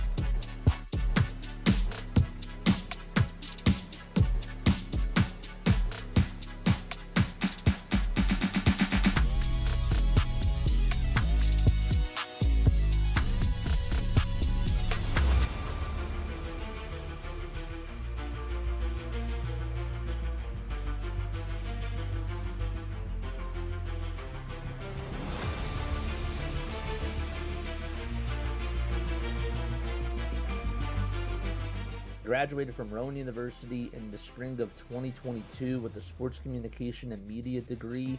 I got to actually call minor league baseball and G League basketball games while I was in school. And then I graduated, and as soon as I graduated, I went to NFL Films in Mount Laurel, New Jersey. And as much as I loved that experience, I miss putting on the headsets. I decided, you know what, talk is cheap. I have a laptop that's in my house, and so 21 months later, here we are, still on YouTube, calling games and building an incredible, loving community on here with the people that I call my Philly freaks with a capital P and a capital H. We go live for every single Phillies, Sixers, and Eagles game, and we do it like old school radio play-by-play style. I'm Jason Joseph, and this is Play-by-Play with JJ. I showed a swung on, barreled it out to right field. Bye-bye baseball. That baby is long gone. Oh boy. Oh wow. The Philadelphia Phillies have now lost 9 straight games in a row. They lose 7, all 7 of the games that they played against the Chicago Cubs this year. They get swept out at Wrigley Field. After being down 6-2, they come back to tie the game 6-6 in the 8th inning, and then in the 9th inning, as they're down 7-6, they tie it up again, and they just lose in the 10th inning on a walk-off RBI base hit by Dansby Swanson, and it was just an absolute terrible game as far as heartbreakers go for the Philadelphia Phillies today. And, guys, here's where I want to begin. I want to ask you a question. So, when I have a lot of friends, I'm very lucky. I have people in my life that I really love, and I have people in my life that, I consider friends, for sure. There's good things about my friends, there's good things about my family, and then there's things that kind of bother me a little bit about my family and about my friends. And sometimes my friends and my family can annoy me a little bit. And I want to ask you, what bothers you about watching this baseball team? What bothers you the most when you watch this Philadelphia Phillies baseball team right now? What is it? I want you to be specific with me, and I want you to talk about it with me down below. There's things that bother me, when even in my family, as much as I love them, like, there's things that bother me. Nobody's perfect. But this baseball team right now is just true bothersome. Is it the culture? Is it the batting? Is it the coaching staff? Like, what is it specifically that bothers you when you turn on your TV or when you turn on stream just to tune on into me, or you see a red Phillies logo right now? What comes to your mind? And what is the thing that stands out to you about just this entire organization? Because I think that we need to have a conversation, you and I, about the things that really bother us. We talk about the hitting, we talk about the pitching staff, but, like, what is it that bothers us the most about this team? I don't really think that we pinpoint down to, like, what is frustrating us the most. I don't really think that we do that enough on here, and I really want to hear what you guys have to say about that. But before I do get to you, and again, you guys can call in into the show too, and you can let me know that way, 610-314-0844. Here's what bothers me. I read a quote to you today, earlier in chat. This was posted from 7 hours ago. It was from The Athletic. And it was from Charlotte Varnes on the latest failures, with some thoughts from hitting coach Kevin Long. And this is what bothers me. It says in the article, to Long, in quotes, the struggles partly come back to the lack of a lefty batting practice arm. The Phillies were without one until a few days ago. When Logan Matthew joined the team, Long, who would typically throw lefty batting practice, had surgery last August and is still unable to throw. Bullpen coach Cesar Ramos and assistant pitching coach Mark Lowey throw lefty batting practice, but can't during games. Matthew can. So you're telling me that since Kevin Long had surgery last August, and what's it now? April? August, September, October, November, December, January, February, March, April. For 9 months. For even pretty much 10 months. For 10 months, they haven't had a left-handed pitcher in batting practice.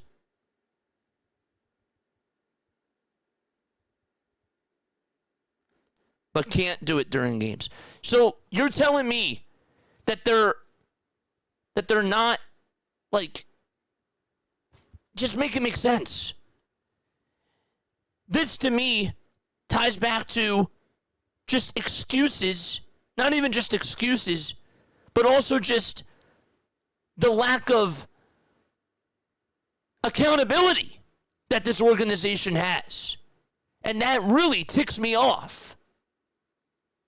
It's so bothersome to me that it's now gotten at the point where I'm looking at John Middleton and I'm saying, man, something just has to change. Because how can these guys, even that are in these positions at the top, how can they allow for something like that to happen? That's egregious. That's so bad.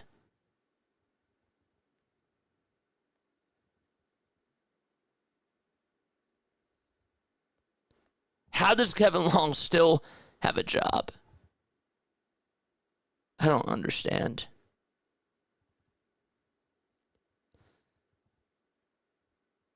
And again, we're looking at the top guys like Kyle Schwarber, Trey Turner, and Bryce Harper getting paid millions of dollars.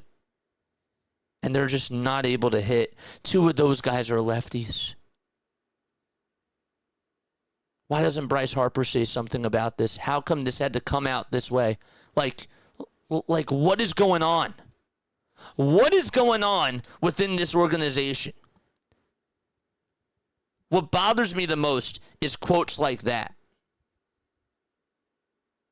Because it tells me again how unserious this organization is when it comes to caring about getting the job done. The organization as a whole. And now I'm looking at John.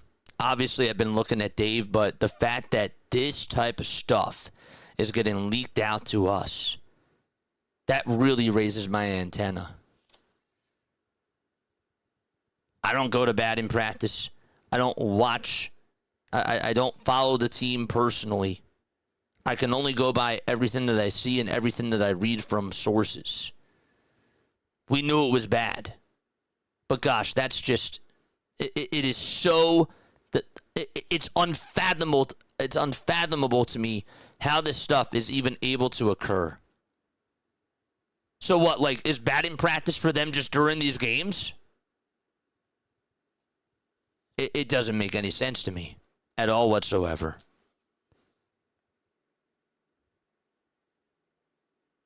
I don't get it. Not even working on 2-strike approaches.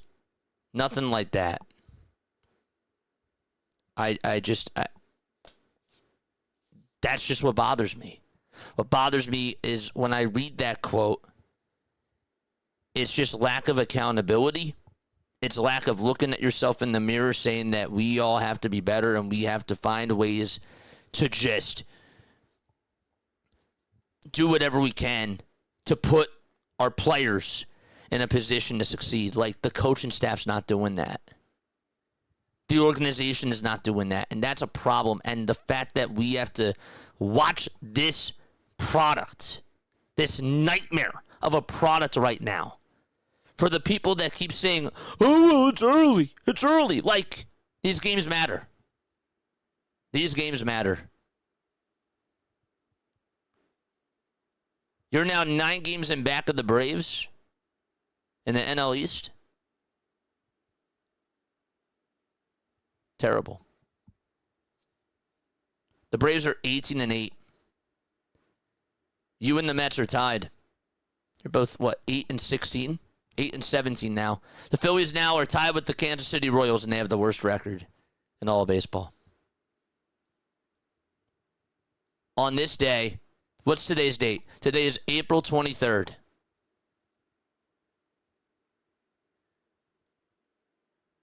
Today is April 23rd.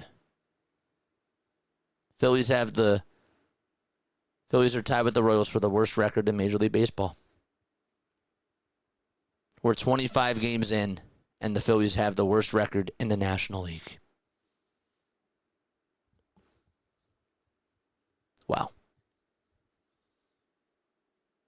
That is crazy. The Rockies have a better record than you. Somebody said that the schedule doesn't get easier, and I told that person, I don't even know if I can trust us playing the White Sox right now. That's how bad the Phillies are down now.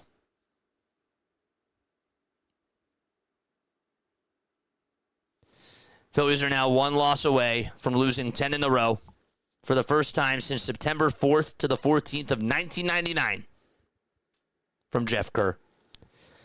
That 1999 team was already in a free fall before that, and during a 7-game losing streak before that, before winning 1 game, then going on the 11-game losing streak. They lost 18 of 19 after that, after a 67-59 start. That was the beginning of the end for Terry Francona. And that leads me to my next question. And again, I'm going to look at your answers to the first question too. And the first question was, what bothers you the most about this baseball team?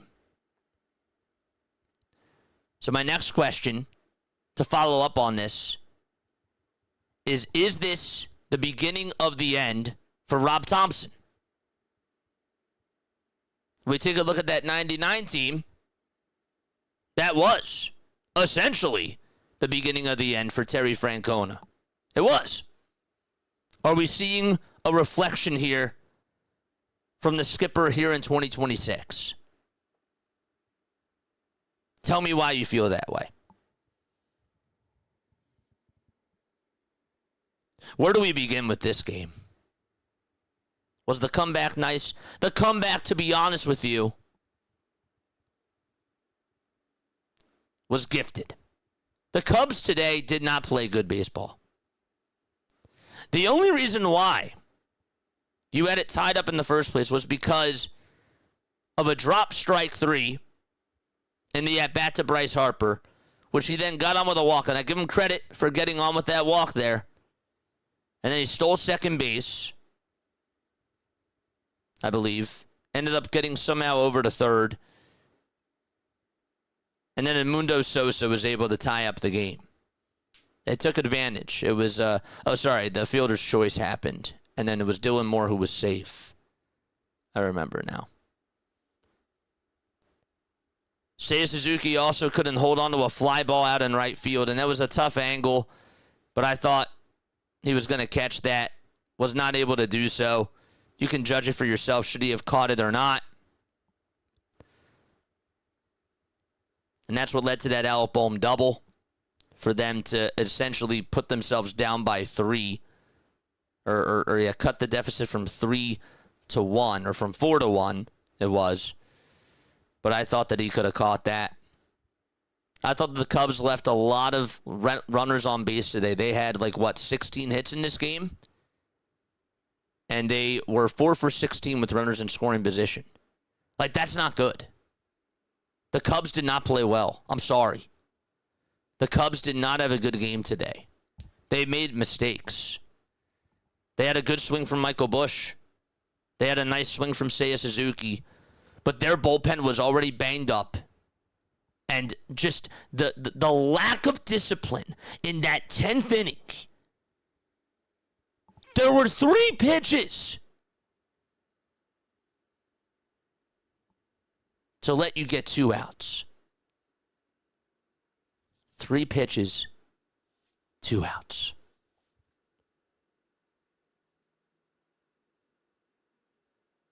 Three. You're giving these guys free outs. You deserve to lose. You do. You deserve to lose. You put yourself in that hole. Christopher Sanchez, I didn't even get to talk about him today. No, he did not look good. But he also did not get any help from his defense either. I'm not concerned about Christopher Sanchez. I should be concerned about Christopher Sanchez, but the fact that I have to worry about this offense all the time, it's like pitching is not even close to a worry for me right now. I care way more about how the bats are doing compared to even the pitching right now. I'm sorry. That's how I feel. I wish I could care more about the pitching because the pitching hasn't really been the best either. Sanchez didn't have the best stuff, but it would be really nice if he could get help from his defense and from his gloves. And Trey Turner struggles at shortstop. He had a lot of bad plays today. Alpom had one nice diving stop, but couldn't make the easy play. And then Bryce Harper, I forgot about this one. This one also sort of got scratched off. I know that the wind was blowing the ball in a lot of directions, but guess what? Still should have caught it. It's on you to make the catch. Doesn't matter what the excuse is. You should have caught it. It ended up being a bloop single. So I ask you again. And calling into the show, 610-314-0844. The 2 questions are this. What bothers you the most about this team? And is this the beginning of the end for Rob Thompson? Calling into the show, 610-314-0844.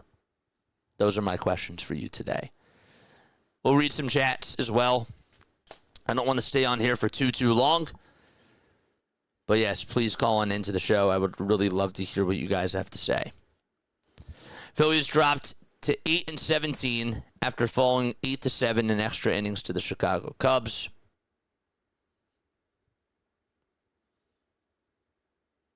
At least Sanchez doesn't get the loss. That's what I've been hearing. All right, we'll take our very first phone call. All right. Yo, 336, you are on the line. What is going on? What is going through your mind? Talk to me. Not much. What's going on, JJ? Scott. Oh man. Dude. I'm heartbroken, man. Bad. Terrible. How you feeling, my guy? It's, I don't know. At this point, I'm ready for this losing streak to end. They had me put the baseball cap on today, Scott. I wonder if I should have not have done that in that 9th inning. I wonder if that was a problem. Hey, look. Sometimes I don't think that helps. Yeah. Scott, what bothers you? Hey, What bothers you the most about this team? It's changed. I think it's not necessarily the coach, but it is at the same time. So Rob Thompson bothers you? Yes, it does. Why does he bother you? Because I feel like he's not making the right moves sometimes. It's so frustrating because we've been saying this now for a while, and some people have obviously said it a little bit longer than I have, but those people have obviously turned out to be right, and I'm somebody that obviously likes to admit when I'm wrong, but gosh, you're absolutely right. You are absolutely right. And there's one thing, other thing that I wanted to bring up that happened last night. What was that? What happened last night? Whenever I saw that Rod Thompson put schwarber out in left field, I believe it was. Yes. I liked that. I did. You liked him putting Schwarber out in left field? I did. Interesting. How come? Just out of curiosity.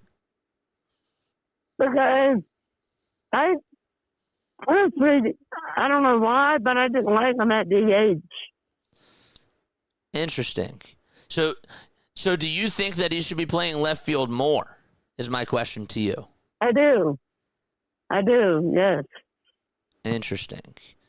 Do you think he's a better left fielder than Brandon Marsh? Brandon Marsh can make some really good catches sometimes. So, honestly,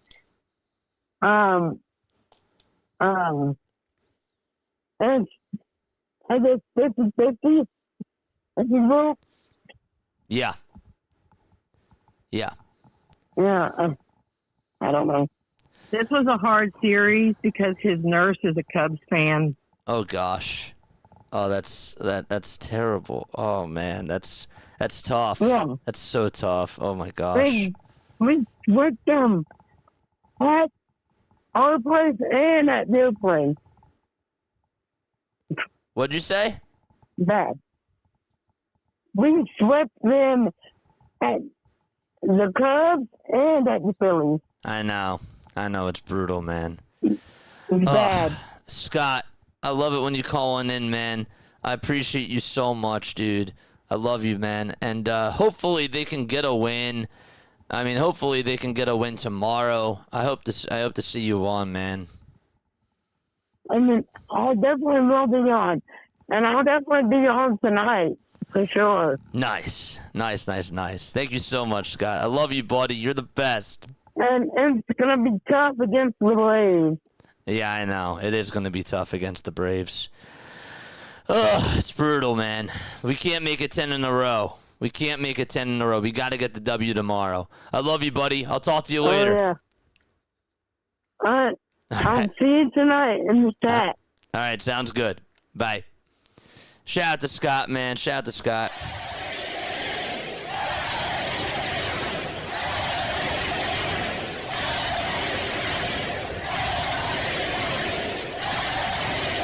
All right, we're going to take another phone call. This is from 223. 223, how you doing? What's going on? Well, I don't know what Scott was on. I guess that's what his name is. But I love my guy Scott. I love my guy Scott, but you know, man, like I can't. There's a reason why Kyle Schwarber's at the DH. You know, like he just can't play the field. I do not. Like I was like when I was listening to that, I'm like, what are you looking at? Yeah, I know. Like, are you high? Are you smoking? You know what? I don't want to say it because it's a family-friendly show. Yeah. I'm like, Kyle Schwarber should never be in left field. No, that part. Why the heck are you? What were you saying? Sorry. Like leadoff. You shouldn't even be batting Turner leadoff. Where's Crawford? Crawford's our best hitter. That's what I've been saying, man. That's exactly what I've been saying. Put him at the leadoff because his speed is a lot better than Trey's. Yep. I said last night, 223, during my postgame show, I said that if they want to make a lineup the right way, Crawford needs to be batting leadoff. Edmundo Sosa needs to be an everyday player, and he needs to be batting second right now. And then third probably should be Bryce Harper. I guess at this point, just by default. Like, you want to give your best hitters the most at-bats. And to me, Kyle Schwarber and Bryce Harper and Trey Turner do not deserve to have the most at-bats right now. It's plain and simple. No, they're not. It's plain and simple. And that falls on one. And that falls on one person, the manager. What bothers you the most about this team? 2-2-3. Is it Rob? Partially. Yeah. I'd say about maybe 33% is Rob, 33% is Dombrowski, and the rest is on the team itself. So that's 34% on the team. Gotcha. Yeah, 34%. Gotcha. I mean, I have to call a spade a spade, at this point. Yeah, absolutely. You run it back with the same core. That's on Dombrowski. Hasn't worked. That's 3 times that he's run it back. 3 times that it's not worked out so far. It's terrible. If you're a really serious person and you wanted to get this team back to the winning World Series championship, take a look at don't be afraid to gut the team. And bite the salaries. And also Kevin Long, what the heck is up with him too? You heard the quote. You saw it. You heard it right here. Oh yeah, I'm watching the stream right now. I have it muted so you don't hear yourself. So you don't hear yourself twice. It's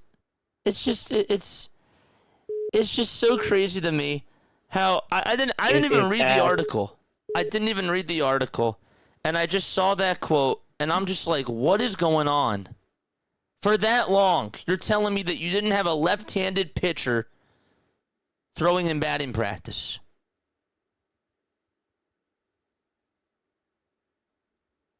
It's crazy.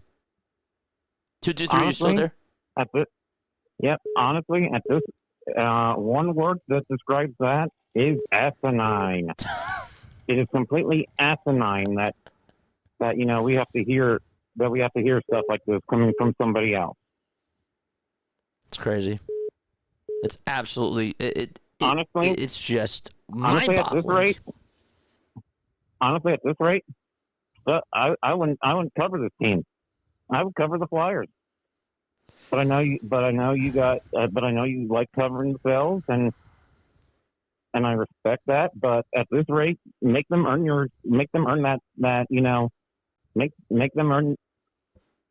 have them earn that back. I hear you, man. I hear you. Because for right now, I don't want to nothing with this team. I hear you. Until they can show me that they have the balls to freaking make the changes, I would say so. I would say something, but not family friendly. Yeah, I know. I totally get you. 223. Thanks so much for calling on in, man. I love you so much, and all I have to say is I've got one thing to say. Yes. Go Flyers! Beat the wings off them Pens. Get the brooms out, baby! Yes, get the brooms out. Let's go, baby. All right, I'll talk to you later. Yep. Bye. Oh my gosh. Yeah. I mean, I just disagreed with Scott too about the Kyle Schwarber thing. I didn't want to go too deep into it. I mean, but Kyle Schwarber, we've seen that he just can't play the field. He struggles in the outfield. I don't necessarily like it, but everybody of course can have their own opinion about things, but I just don't like Kyle Schwarber out in left field. I really don't. And I've seen a lot of it. All right, we got a call from 912. 912, I saw that you were calling a couple times. What's going on, man? How you doing? Hello? 912. Unknown caller. 912. Can you hear me? 912. You there? Yeah, this is Ron. What's up, Ron? How are you feeling, man? Yeah.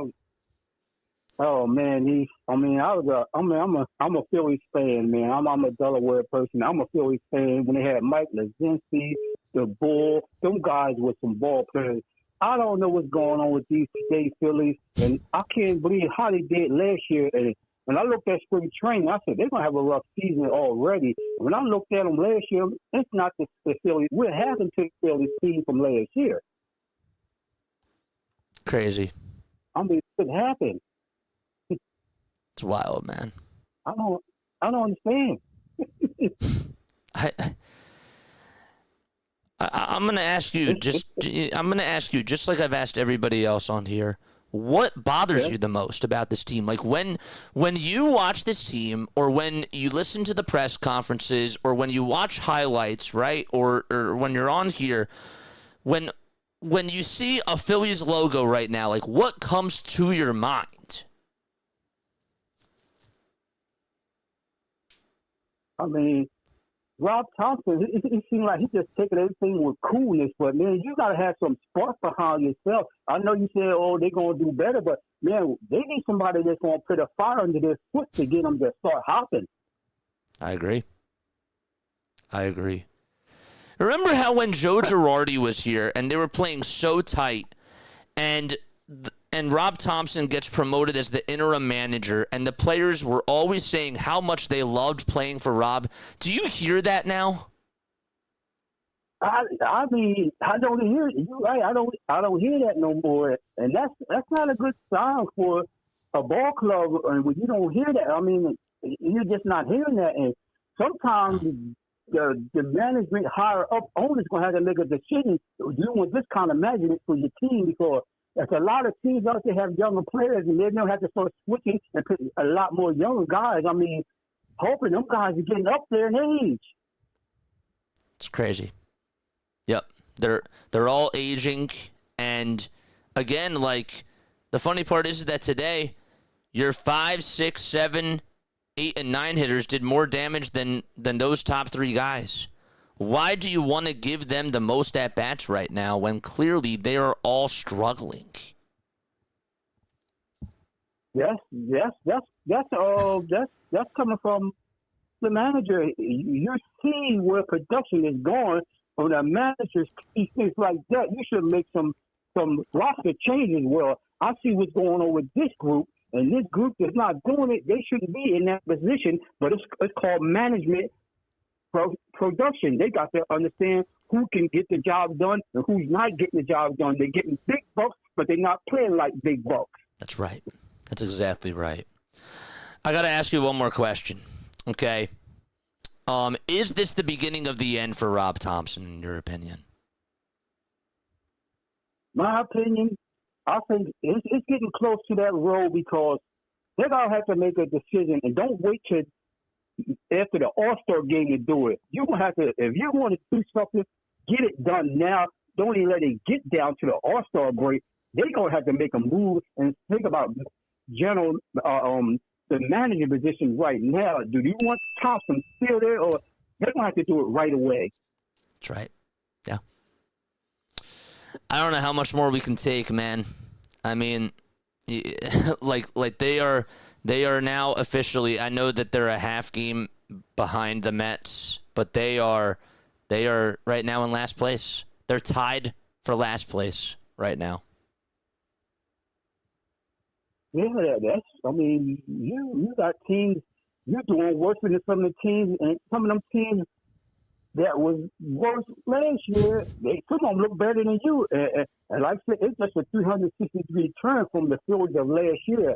I'm just blown away because of that. I mean, I was like, come on, Phillies, you're finally getting over this mountain, and now you took a 286-degree drop. It's crazy. It's absolutely crazy. Man, I appreciate you so much for calling on in. Call back in anytime, man. Get everything off your chest. I always like doing these things because it's a therapy session for not just me, but for everybody else that's here in the chat. I really enjoy that, and I feel like that it makes us build a stronger relationship with each other as a community through good and bad. Well, brother, you keep doing what you're doing. I appreciate you, man. Just keep doing what you're doing. We Phillies fans, we're gonna have a rough way to go, but hopefully it'll stop soon. The bleeding will stop. Yes, absolutely, man. All right, I'll talk to you later, my friend. All right, bye-bye. Have a good one. Yes. All right, so we'll take one more phone call. We will do that right now. One last phone call, and then we're going to wrap it up. All right, 215 is on the line. 215, can you hear me? Are you here? Yo, I got something clear. Cool J. Oh my gosh, Cool J, 9 in a row. What comes into your mind when you think about this baseball team and you see a red Phillies logo right now? Ooh. That's a good question. I try. When I think about the let's say the Phillies logo, I feel like it's like a team that is incomplete. Like I think about the Phillies, they always get close, but not to the finish line. And it kind of goes back to the point where the previous callers have talked about, and that goes back to the management. Like, Bob Thompson isn't making any moves or adjustments that he's supposed to do to try and lead the Phillies to a path to where they can compete. Because losing 9 in a row is inexcusable. And it kind of goes back to, like, Kyle Schwarber, Trey Turner, Bryce Harper, and it's that because are built for stability. Yeah. But they can't because right now they have not really did any big things or any big runs, didn't make any defensive or offensive movements. And it goes back, and it's not going to work. No. And it goes back to off season. Yes. You do anything in the off. So it's odd. Literally, we got literally crickets. We didn't make any trades. We didn't really make any move, big moves for the off, for the batting, and we only made a couple of pitching moves. But I don't think that's enough. You have to This is why I say the biggest thing is big to my ticket point, and that is discipline. This team lacks discipline, and you talked about it before. The lack of accountability is inexcusable. To say you lost because we had opportunities in this game and we did not capitalize. So that's also something that they have to keep in mind. This team doesn't make accountability, and I think it's also because I don't know what's going on, but someone's not telling them not to tell the truth. So I need clarity because this is now getting out of hand, especially so early into the season. They're already having this situation. Last season we had this situation that was literally in August, mid-August. This whole already started to collapse. It's crazy, man. It's crazy. It's just absolutely mind-boggling to me. It's so crazy, dude. Question, yeah, and to answer that question, what thing bothers me? I think it'll go the same thing the up year's caller said. 32% is on Bob Thompson, 30% on the management, and the rest on the entire team. Because, I would say everyone has equal blame into this, but a lot of the blame goes against the entire team. It goes around everyone. Everyone is accountable for it's all our fault for not making any moves, missing opportunities, and just not capitalizing on opportunities when they have it. So, and I think this could lead to something with Bob Thompson. I think this team needs a new set of eyes. You need somebody who knows what they're doing. You need somebody that has a fresh mindset and a mindset that will help them achieve greatness. Because right now they don't have it. Yep. It's just crazy to me, man. I mean, everything that you said is so valid. It really is. It's just so mind-numbing to me how we're in this spot right now, and I don't see it getting any better. I mean, hopefully, again, like the losing streak is going to end. Obviously, the question is when's it going to end? But even after it ends, like, do you? It's going to take a lot to build this trust back with this team. It's just brutal, dude. But all right, I have to get going, man. But I love you so much, dude. Right. Thanks so much for coming on in, man. I love you, buddy. Right back at you, man. Keep up the great work. Thanks, dude. All right, peace out. Oh man, oh dude, crazy stuff. By the way, I don't usually address the stuff that's like going on like in the chat and stuff, but Doug, come on, dude. Come on, bro. Like, you're coming on here during my post-game show and you're just trying to like start off a troll storm like what the heck you doing, bro? Like, stop. Come on, man. It doesn't make any sense to me why, I'm doing a post-game show. I'm taking phone calls from people, and, like, my mods are dealing with, just banning you, like, 12 freaking times. It just doesn't make sense. Come on, man. It doesn't make sense. I'm trying to just do a post-game show. I'm just trying to do my own thing. I shouldn't have to worry about the chat. That's not like what my job is. My job is to entertain the people that are coming on here, and then people like you are coming on into my chat, just being disruptive. I don't usually like to call people out like this, man. Like it's not in my blood to do this. But stop, please stop. It's just so annoying. That even adds even more into my anger. But anyhow, regardless, yeah. This baseball team is really frustrating, and it makes you want to rip your hair out. It really does.